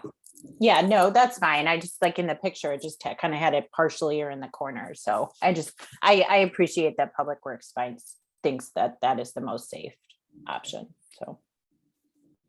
Okay. In that case, Alderman Lentz. I'll introduce Bill 6878 to approve revised parklet policy to be read for the first time by title only. Any discussion? All right, Mr. City Attorney. Bill number 6878, first reading, an ordinance adopting a revised on-street dining policy for the city of Clayton. All right, all those in favor? Aye. Aye. Any opposed? All right, Alderman Lentz? I'll move the board give unanimous consent to consideration for adoption of Bill 6878 on the day of its introduction. Second. All those in favor? Aye. Aye. Any opposed? Let the minutes reflect the board has given unanimous consent. And I'll introduce Bill 6878 to approve of revised parklet policy to be read for the second time by title only. Second. Any further discussion? Mr. City Attorney. Bill number 6878, second reading and consideration for adoption, an ordinance adopting a revised on-street dining policy for the city of Clayton. Alderman Lentz, Aye. Alderman Berkowitz, Aye. Alderwoman McAndrew, Aye. Alderwoman Buse, Aye. Alderwoman Patel, Aye. Alderman Fader, Aye. and Mayor Harris. Aye. Thank you. Okay, the fourth quarter budget amendment, Mr. City Manager. Yes, so I'll turn this over to Karen Dilber, our Director of Finance, to walk through the budget amendment. Evening. Can you all hear me? Hello, Karen. Hi, hold on, let me try a different microphone.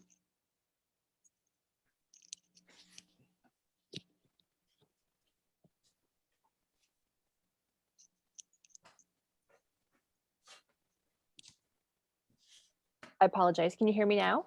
Yes. Okay, I'm so sorry. I think my AirPods wore out while I was sitting here.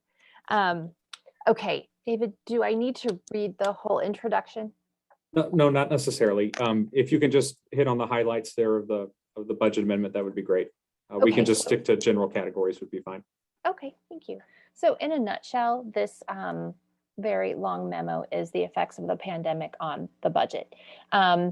We had some revenue reductions. In the general fund, we had an increase. The basics is that the grants and donations that we received increased this year because of the pandemic funding.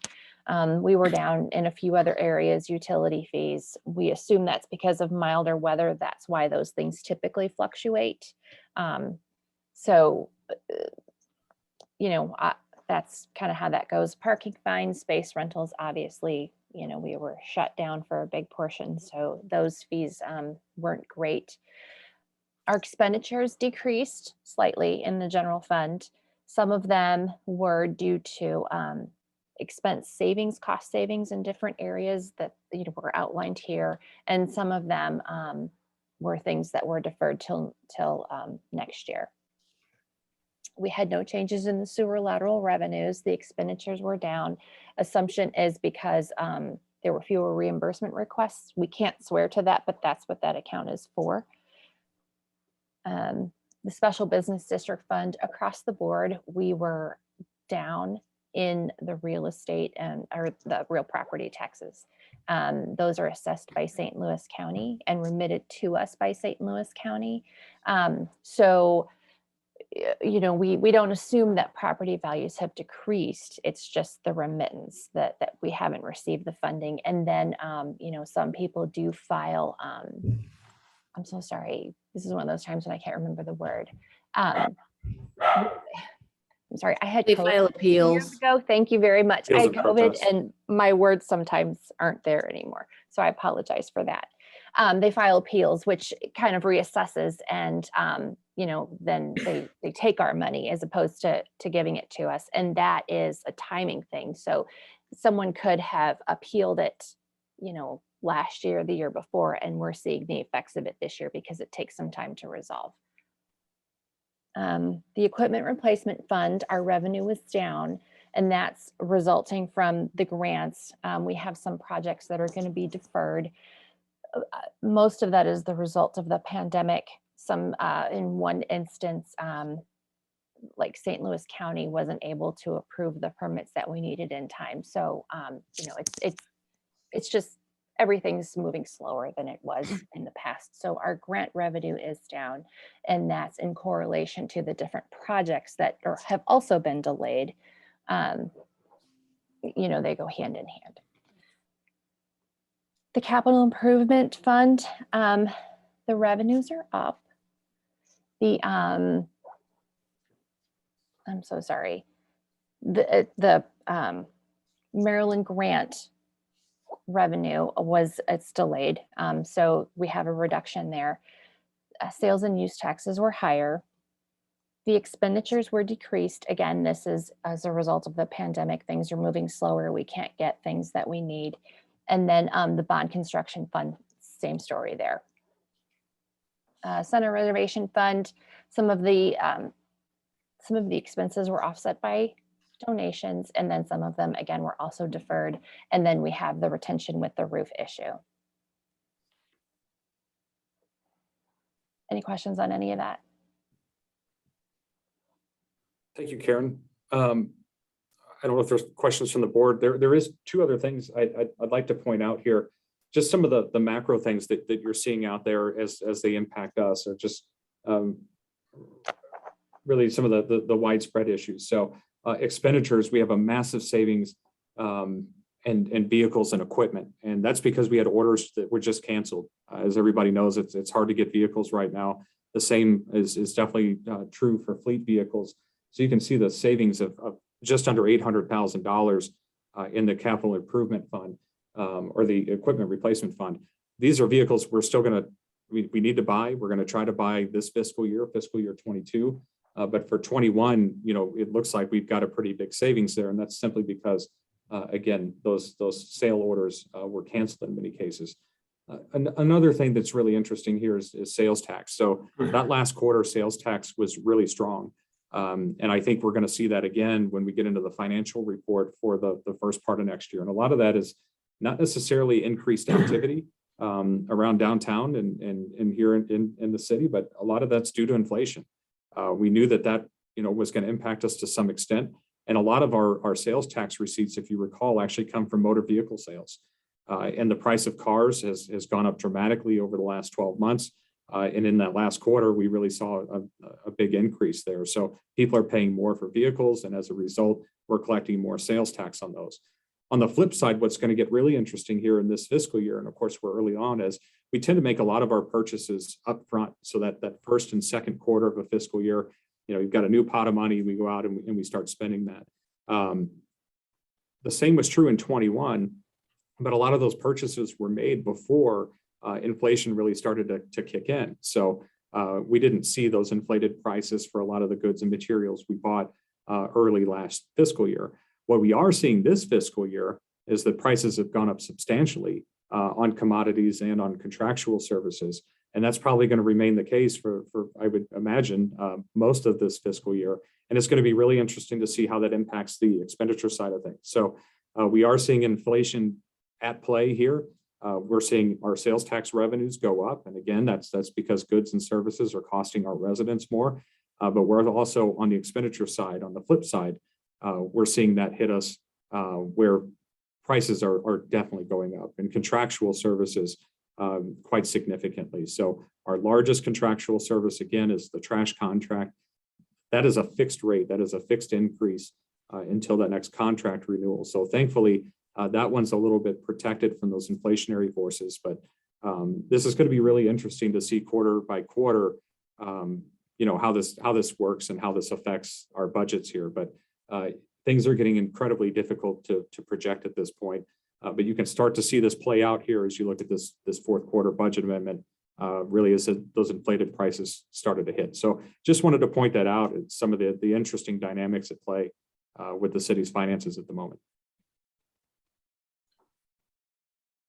So I guess you could comment, or I could at least, that we've had some artificial savings and we have some artificial increases in revenue. We haven't yet seen the sort of what I would project will be a massive increase in our costs going forward. And so the positive picture that this paints is not something we can rely on. I think you're going to continue to see the increased revenues, and I think you're going to see continued savings on the expenditure side for items that we can't get. We're continuing to get canceled orders. We may have to defer projects because we can't get various materials, and that's going to show up on the books as savings. But there are things you're ultimately going to do. Just because something's back ordered for 6 months, you're still going to buy it 6 months from now, and you may actually pay more for it. So it's just going to take things longer to play out on the expense side. And I don't know that it's necessarily artificial because these things are real and they're happening. It's just that the timing is going to be really weird on these particular issues. And so it's going to appear to be out of balance. And that's what you're seeing here. You're seeing some really big savings on the expenditure side, but it's not necessarily true savings. These are deferments. These are things we're going to have to buy later. So you're going to see you're going to see the increase, the expenditure side get heavy here at some point as things open up, and we can start to buy vehicles again. We can, for instance, the rink demolition project. We'd like to get that going, but we have a back ordered transformer and switchgear components for all the electric stuff. And Ameren's saying, we'd love to get it sometime in the late spring. So we just have no idea, timelines for these things. So in the meantime, yes, you're going to have this perception that we're saving money that really isn't so. Right, and a perception of higher income that is. And it is higher income, no doubt. But it's there, but it's not because of increased economic vitality. Correct. I wouldn't necessarily say it's because of increased activity. Yeah. I'm not sure that we're seeing more of that. Yeah, okay, very good. So right. on the equipment issue, just because I can get my head around that one, you have a vehicle that you've depreciated for 8 years or whatever it is, and it's now time to buy a new one. You put the order in and they say we can't get it. So at that point, have you already used up all your depreciation, and therefore there will be a positive hit to income, even though you're going to end up buying that vehicle later? You should have, the longer you delay it, there should be a positive net income impact. It would be if the price of the vehicle that we were saving for was constant or more stable than it is. So what we're seeing over time is, we plan in the equipment replacement fund to replace a vehicle 8 years out. And we have to guess what the price is going to be in 8 years. And I can tell you that 8 years ago, they didn't think that we'd be paying what we're paying for vehicles. So you're right. While you do have some savings there, or if it was delayed substantially, maybe you don't have to put into the earth for a year for that particular vehicle. But when it comes time to make that purchase, we're definitely paying more than we had projected. Okay, just wanted to clarify in my own head how that works. No, that's a great question. My accounting was a long time ago. Would we also though get more for that vehicle that we're holding on to than we would have expected? You should we auction these things through government auction sites. So you're capturing more, but by the time we're done with an item, I mean, we've used it. So a vehicle that's coming out of rotation to the police department, we've squeezed just about all the value out of it. Trucks that leave public works, especially if they've had a salt spreader on the back, it's not something that has a lot of value to the next user because they're typically, significant rust and those sort of things. So salt spreaders show up in Carfax report something. It should. Nothing looks worse than a truck that had a salt spreader on it for 8 or 9 years. But anyhow, we are seeing some gains on the auction market, but our end value isn't great to begin with. Okay, any further discussion? All right, Alderman Lentz. I'll introduce Bill 6879 to approve the fiscal 2021 fourth quarter budget amendment to be read for the first time by title only. Second.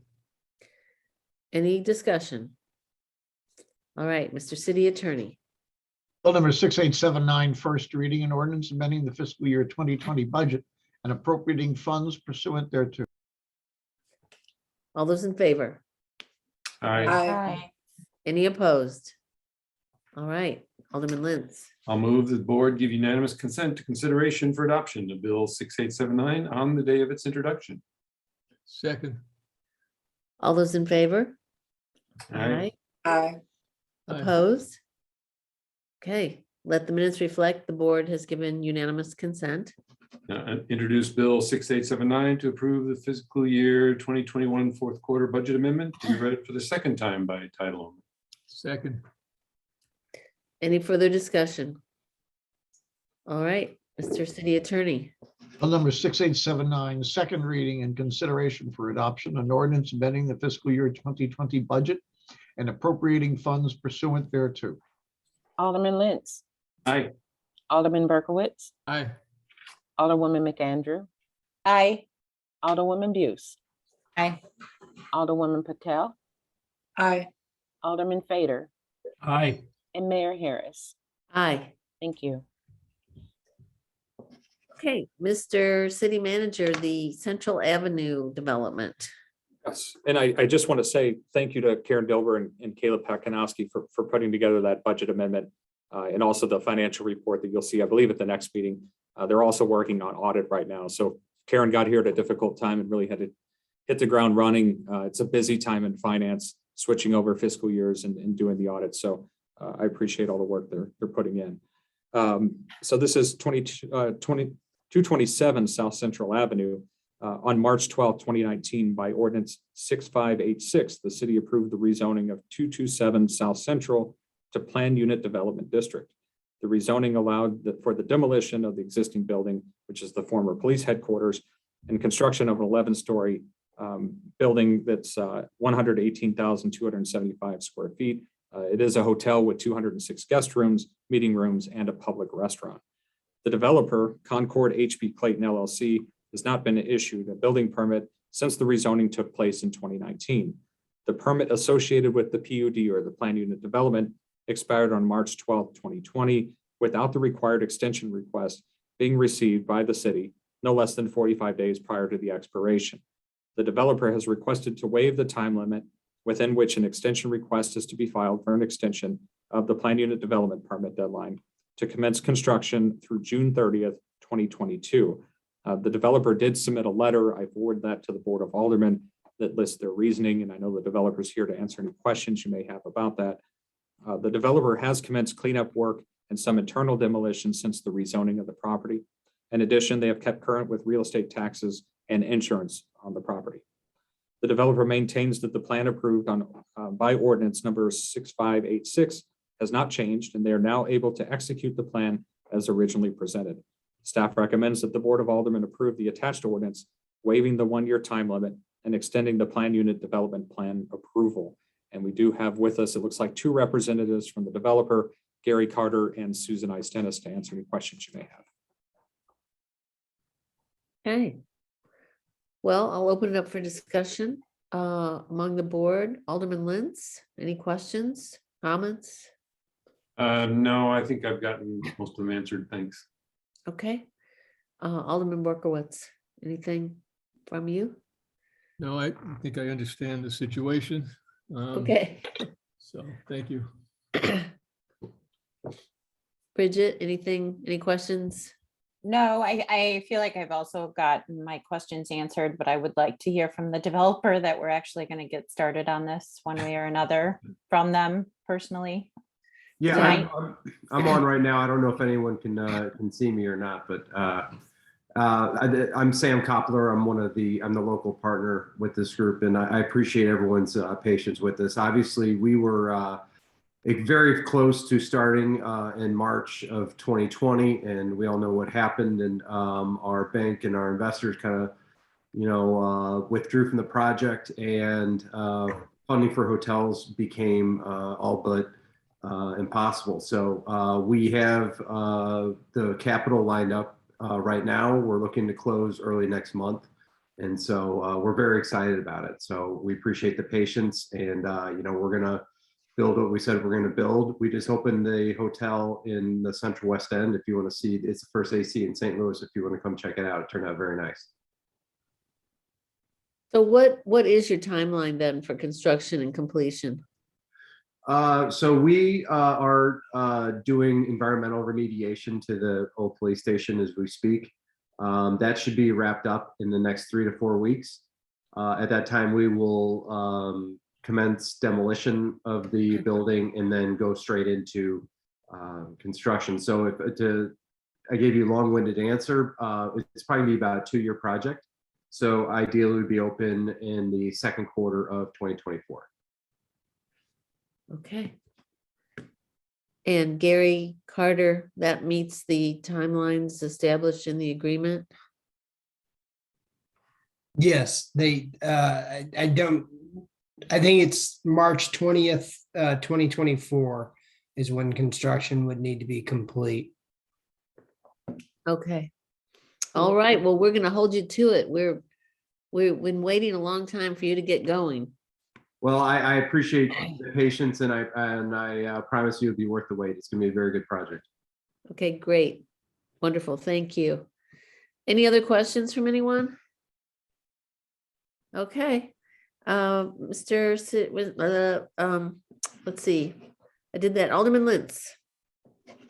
I'll introduce Bill 6880 to approve a waiver of certain requirements in granting an extension to commence construction for 227 South Central Avenue to be read for the first time by title only. Second. Any discussion? Mr. City Attorney.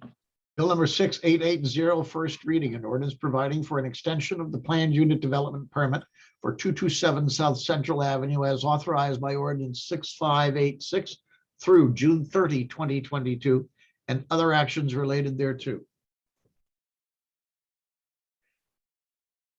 Okay, all those in favor?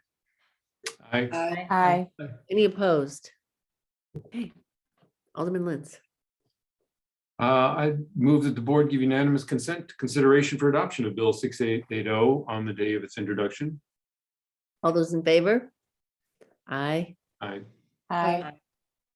Any opposed? All right, let the minutes reflect the board has given unanimous consent. And I'll introduce Bill 6880 to approve a waiver of certain requirements in granting an extension to commence construction for 227 South Central Avenue to be read for the second time by title only. Second. Any discussion? Mr. City Attorney. Bill number 6880, second reading and consideration for adoption, an ordinance providing for an extension of the planned unit development permit for 227 South Central Avenue as authorized by ordinance 6586 through June 30, 2022, and other actions related thereto. Alderman Lentz, Aye. Alderman Berkowitz, Aye. Alderwoman McAndrew, Aye. Alderwoman Buse, Aye. Alderwoman Patel, Aye. Alderman Fader, Aye. and Mayor Harris. Aye. Thank you. Okay, the amending the sublease parking agreement for 227 South Central. Mr. City Manager. Thank you, Mayor. This is the same subject property, as you said, 227 South Central Avenue. On October 5th, 2017, HB Clayton LLC and the city entered into a purchase and sale agreement for the sale of the city's former police headquarters. On May 14th, 2019, HB Clayton LLC and the city entered into a second amendment to the purchase and sale agreement. The amendment approved a parking sublease, defined the closing date, required an additional deposit of $1 million, and added a section for valet parking spaces and other items. The parking sublease enables the developer to utilize 100 spaces in the Shaw Park garage. 50 of those spaces are in the former Clayton Police parking area adjacent to 227 South Central. The remaining 50 spaces are to be located within the general use area of the garage. The developer is to pay the city $65 per space per month with a 2.5% increase every other year. The lease is to begin with occupancy of the hotel or 24 months from the signing of the sublease. The lease is to terminate on July 26, 2055. That correlates with the city's agreement with St. Louis County for the spaces within that garage. On June 25th, 2019, by ordinance number 6602, the city approved the assignment and assumption from HB Clayton LLC, the original entity, to Concord HB K. Clayton LLC, the current owner. The developer now proposes to amend the parking sublease. In regard to the police lot, the term of the parking sublease shall begin January 15th, 2022. And with respect to the general lot, the term of the parking sublease shall begin on the date the city issues the occupancy permit for the proposed hotel. The term of the parking sublease shall expire for both the police lot and the general lot, again on July 26, 2055. Staff recommends approval of the sublease amendment and the attached ordinance. And we had the same parties here representing 227. Okay, I will open the discussion. Any questions? I guess the only question I have is, why did this not get done when it was supposed to get done? In other words, we are now into 2022 and we should have been getting payments at some point. I understand why they wouldn't get payments, but I just want to know why we're just now getting the amendment. Well, we were, as we restarted this project, to be frank with you, we were going through all the documentation and this was caught into it. So, we worked with the staff to get everything all in line. So this was something that, we overlooked as we were, getting everything ready to go again. So obviously parking is of the utmost importance to the project. So we just want to make sure the agreement reflects that. So it was just an oversight that we missed it. Well, I would say we missed it because when we were, once again, the project with COVID went, we had to find new lenders, we had to find new investors. And before we knew it, more than a year had gone by. And when we opened up the documents that were all approved, we realized that 24-month, that when we got entered in this in 2019, no one foresaw the COVID pandemic. All of a sudden that clock ran out. So we're just looking to get this back in the line. And on our end, there were multiple discussions with the developer about the extension of the PUD. The parking sublease was something that was discussed a little bit later, and it looks like it's not anything that was invoiced at any point in time where something was sent out as notice that they needed to pay that. So I don't think there was anything in the system to flag it, and it was an oversight. Right. Okay. Thank you. And when will the payments start for the parking spaces? Does it? July 15th will be the active date for the police spaces. January 15th. My mistake, January 15th. So 4 days from now, everything will start on the police spaces. The other 50 spaces, those will go into effect upon occupancy. So that probably will be used by construction workers and stuff, I'm assuming. Yeah, we plan on having the contractors park there because that little lot behind it is going to be demolition zone.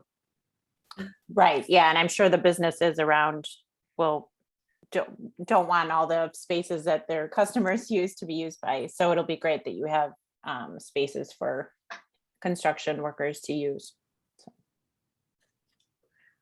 Good point. Okay, any further discussion or questions? All right, Alderman Lentz. I'll introduce Bill 6881 to approve an amendment to the sublease parking agreement for 227 South Central Avenue to be read for the first time by title only. Second. Any discussion? All right, Mr. City Attorney. Bill number 6881, first reading and ordinance approving and authorizing execution of the First Amendment to the parking sublease for the 227 South Central Avenue development. All those in favor? Aye. Aye. Any Aye. opposed? Any opposed? Okay, Rich or Alderman Lentz.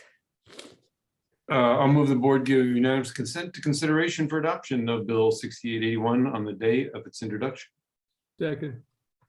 All those in favor? Aye. Aye.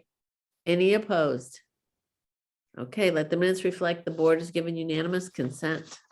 I'll introduce Bill 6881 to approve an amendment to the sublease parking agreement for 227 South Central Avenue to be read for the second time by title. Second. Further discussion? Okay, Mr. City Attorney. Bill number 6880, I think I just scrolled down. 81. 6881, second reading and consideration for adoption. An ordinance approving and authorizing execution of the First Amendment to the parking sublease for the 227 South Central Avenue development. Alderman Lentz, Aye. Alderman Berkowitz, Aye. Alderwoman McAndrew, Aye. Alderwoman Buse, Aye. Alderwoman Patel, Aye. Alderman Fader, Aye. and Mayor Harris. Aye. Thank you. Okay. We're getting close to the end. Resolution for the updated project list for CCF. Yes, that's right. This is the annual approval of the CCF project list. This is on there as a resolution for adoption. And this is a follow-up to the joint meeting that was held on December 17th, listing all of those projects. So I'm not gonna read through them all, but they can be found on page 230 of the packet. Okay. Before we have comments from the board, if any, we have a hand up in our audience, Kathleen Gund.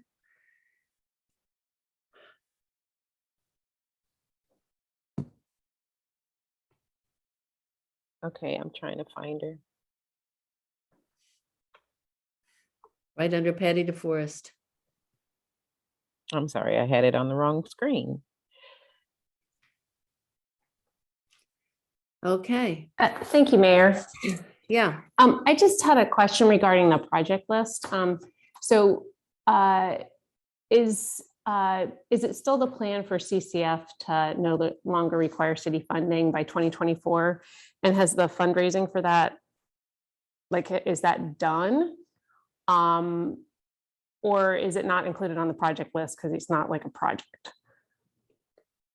I'm sorry, I'm don't understand the question.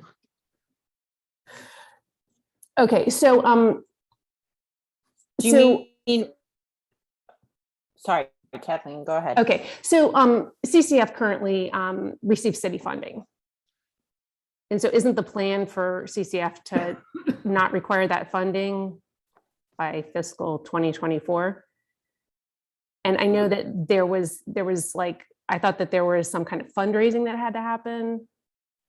And I didn't see that on the project list, so maybe I'm confused. Are you referring to the administration of CCF? Yeah. So, yeah, so that has been reduced over time and will continue to do so. The city still contributes towards the executive director. However, accounting functions, those types of things, those have all been completely turned over to CCF. So that process is underway, and we have moved some of those expenses and responsibilities over to CCF. It's just not listed on here as a specific fundraising task for that particular group. Right, it's in the budget that city funding is not expected to, I mean, that CCF is supposed to be self-sustaining by fiscal year 2024. So I didn't know if that was like not considered a project or if the fundraising has finished. I think Patty, could you want to clarify? You've been involved in all those discussions.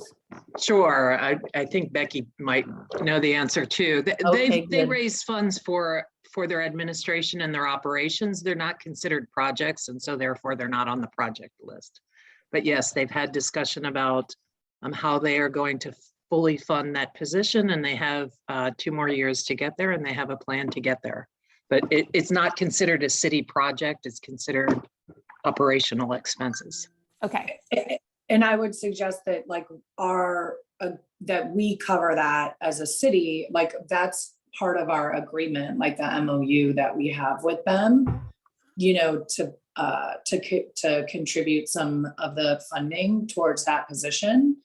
You know, that has an end date, and that's the mechanism by which we define that and have set the expectation around it. Okay, very good. Any other questions, comments? Okay. I would just like to say a big thank you to the Clayton Community Foundation. We can't ever thank them enough. So every time something comes up, I'm going to thank them for all of their hard work that they put in to help us make Clayton a better place. So with that, there's no other questions. Alderman Lintz. I would move to approve resolution 2022-01. It's the first resolution of the year. Oh, I get it. 2022-01, the updated project list for CCF. And I second Rich's first in the year's resolution. I think it's very appropriate. This is our first resolution of the new year. That's good. Yes, I'm glad you pointed that out, Rich. Mhm. All right, we have a second. Any discussion? All right, all those in favor? Aye. Aye. Any opposed? Okay, very good. Moving on to board norms and procedures. Board of Aldermen adopted a set of norms and procedures on November 27th, 2007. The document outlined general standards, values, procedures for meetings and communications, and defined the mayor's role. The current Board of Aldermen discussed and suggested revisions to the previously adopted norms and procedures at the retreat held on September 22nd, 2021, and the Board of Aldermen meetings on October 12th and December 17th, 2021. The final version of the document is attached and recommended for approval by resolution. Staff recommends that the Board of Aldermen approve the resolution adopting the Board of Aldermen norms and procedures. All I did right. my best to incorporate all the changes. I went back and checked it again against the video. I believe everything has been captured there. If there's anything that was missed, certainly let me know and we can make an adjustment here before a vote. Okay, very good. Any comments, questions, discussion? Okay, I think we've gotten through it. we've done it. Okay. All right, then, Alderman Lintz. I'll move to approve resolution 2022-02, approving the board norms and procedures.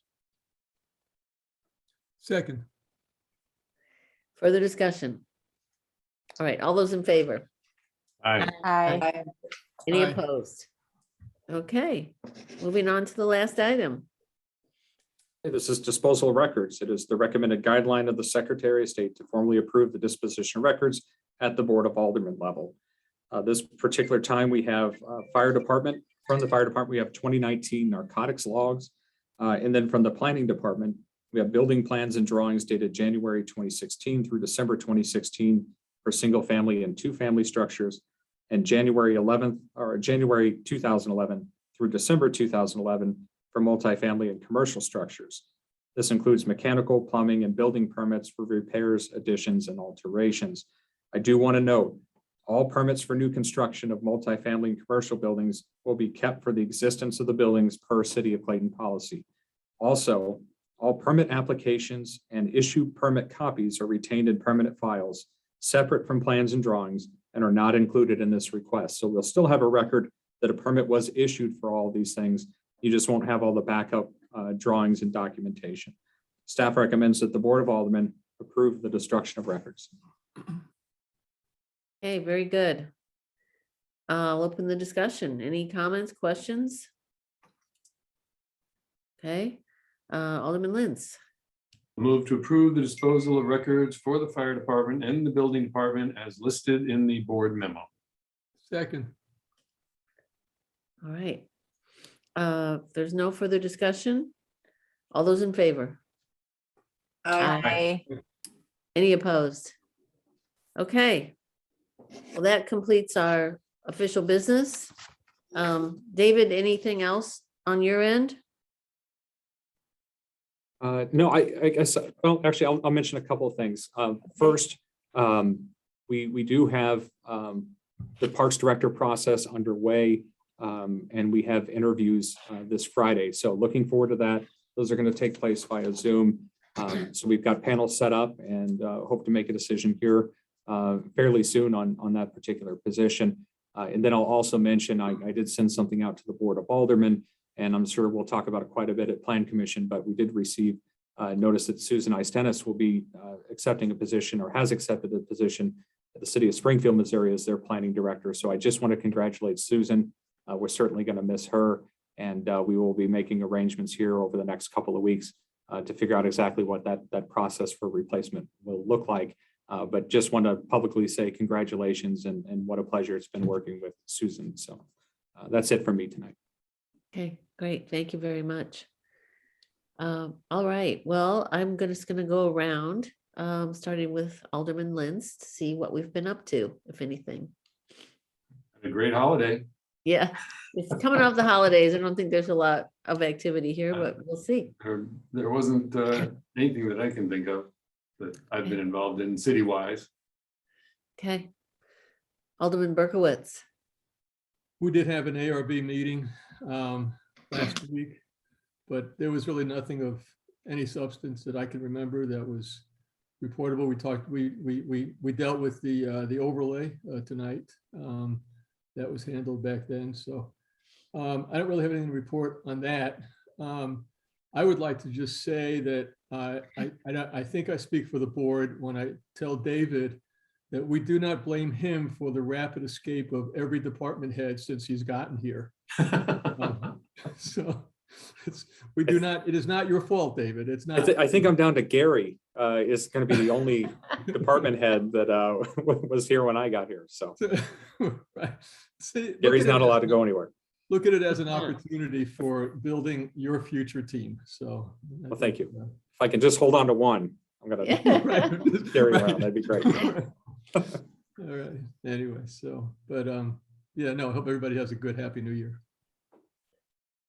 Very good. Alderman McAndrew. I just had the CSWC finance meeting, and we talked more seriously about, we talked about obviously the finances of the center, of course, but talked more about district and city employee memberships, and then also the minimum wage issue. So I think you guys will be hearing more about that in the next couple of months as the commission takes more action on it. All right. Alderwoman Buse, anything? Parks and Rec meeting, we just had a Parks and Rec meeting, and minimum wage discussion came up there as well, very briefly. And the reports were what we'd expect. Membership is, slowly coming back with a blip these last few weeks. The individual classes like tennis and swimming and all that have had record enrollment. They can't get enough swim. If you know anyone who wants to teach swimming, please send them over to Parks and Rec. Basketball leagues are starting this week. Fee-based classes are starting in the fall. Not a lot of interest yet. There's, employment issues, a shortage of staff. What else was of interest? Oh, people asked, it was brought up that there's now a program, what is it called, where you can actually, if you're a center member, it's called Fitness for, where is it? There's something where you can actually, stream it into your home if you call the center and get a number, and then you have access to all these different classes. So that got some questions being asked. Dog park, everything's a little bit behind. There's a March opening there, Maryland Park. I think there's a little bit of a delay, but moving forward. And David, you mentioned the hopes of getting going on moving the electrical stuff at the ice rink, but there's delays in getting equipment and things, getting that done. And Living Community Master Plan, they hope to bring something to the board in February on that to select our consultant. That's about it that I see to highlight. And then the only other thing on the Equity Commission, we have a meeting coming up, and I'm sure there'll be a question on the status of us having contacted the different neighborhood trustees in our wards. So if you haven't done that yet, please find out the status of the restrictive covenants in your wards. Okay, very good. Mayor, I'm sorry, I was just gonna Tony mentioned it's actually called Fitness on Demand, like Tony put it in the chat. But then I was also going to say, unfortunately, basketball leagues, the first 2 weeks, like in this upcoming week, are canceled. They're just trying to, get through this big spike. So if you're wondering why there's not going to be a lot of basketball, if you're at the center this weekend, that's why. So hopefully after these first couple weekends, they'll be able to get started. So Makes sense. yeah. Alderman Patel? I would just like to report that I enjoyed utilizing the new protected bike lane on Maryland to bike to the Mid-County Library during some of the unseasonably warm weather we had at the end of the year. And so that was a great experience, both to visit the library, made a purchase at DGX, all kinds of good stuff. So, Yay. So thanks. Good. That's great. Put yourself on social media with it. That's good. Alderman Fader.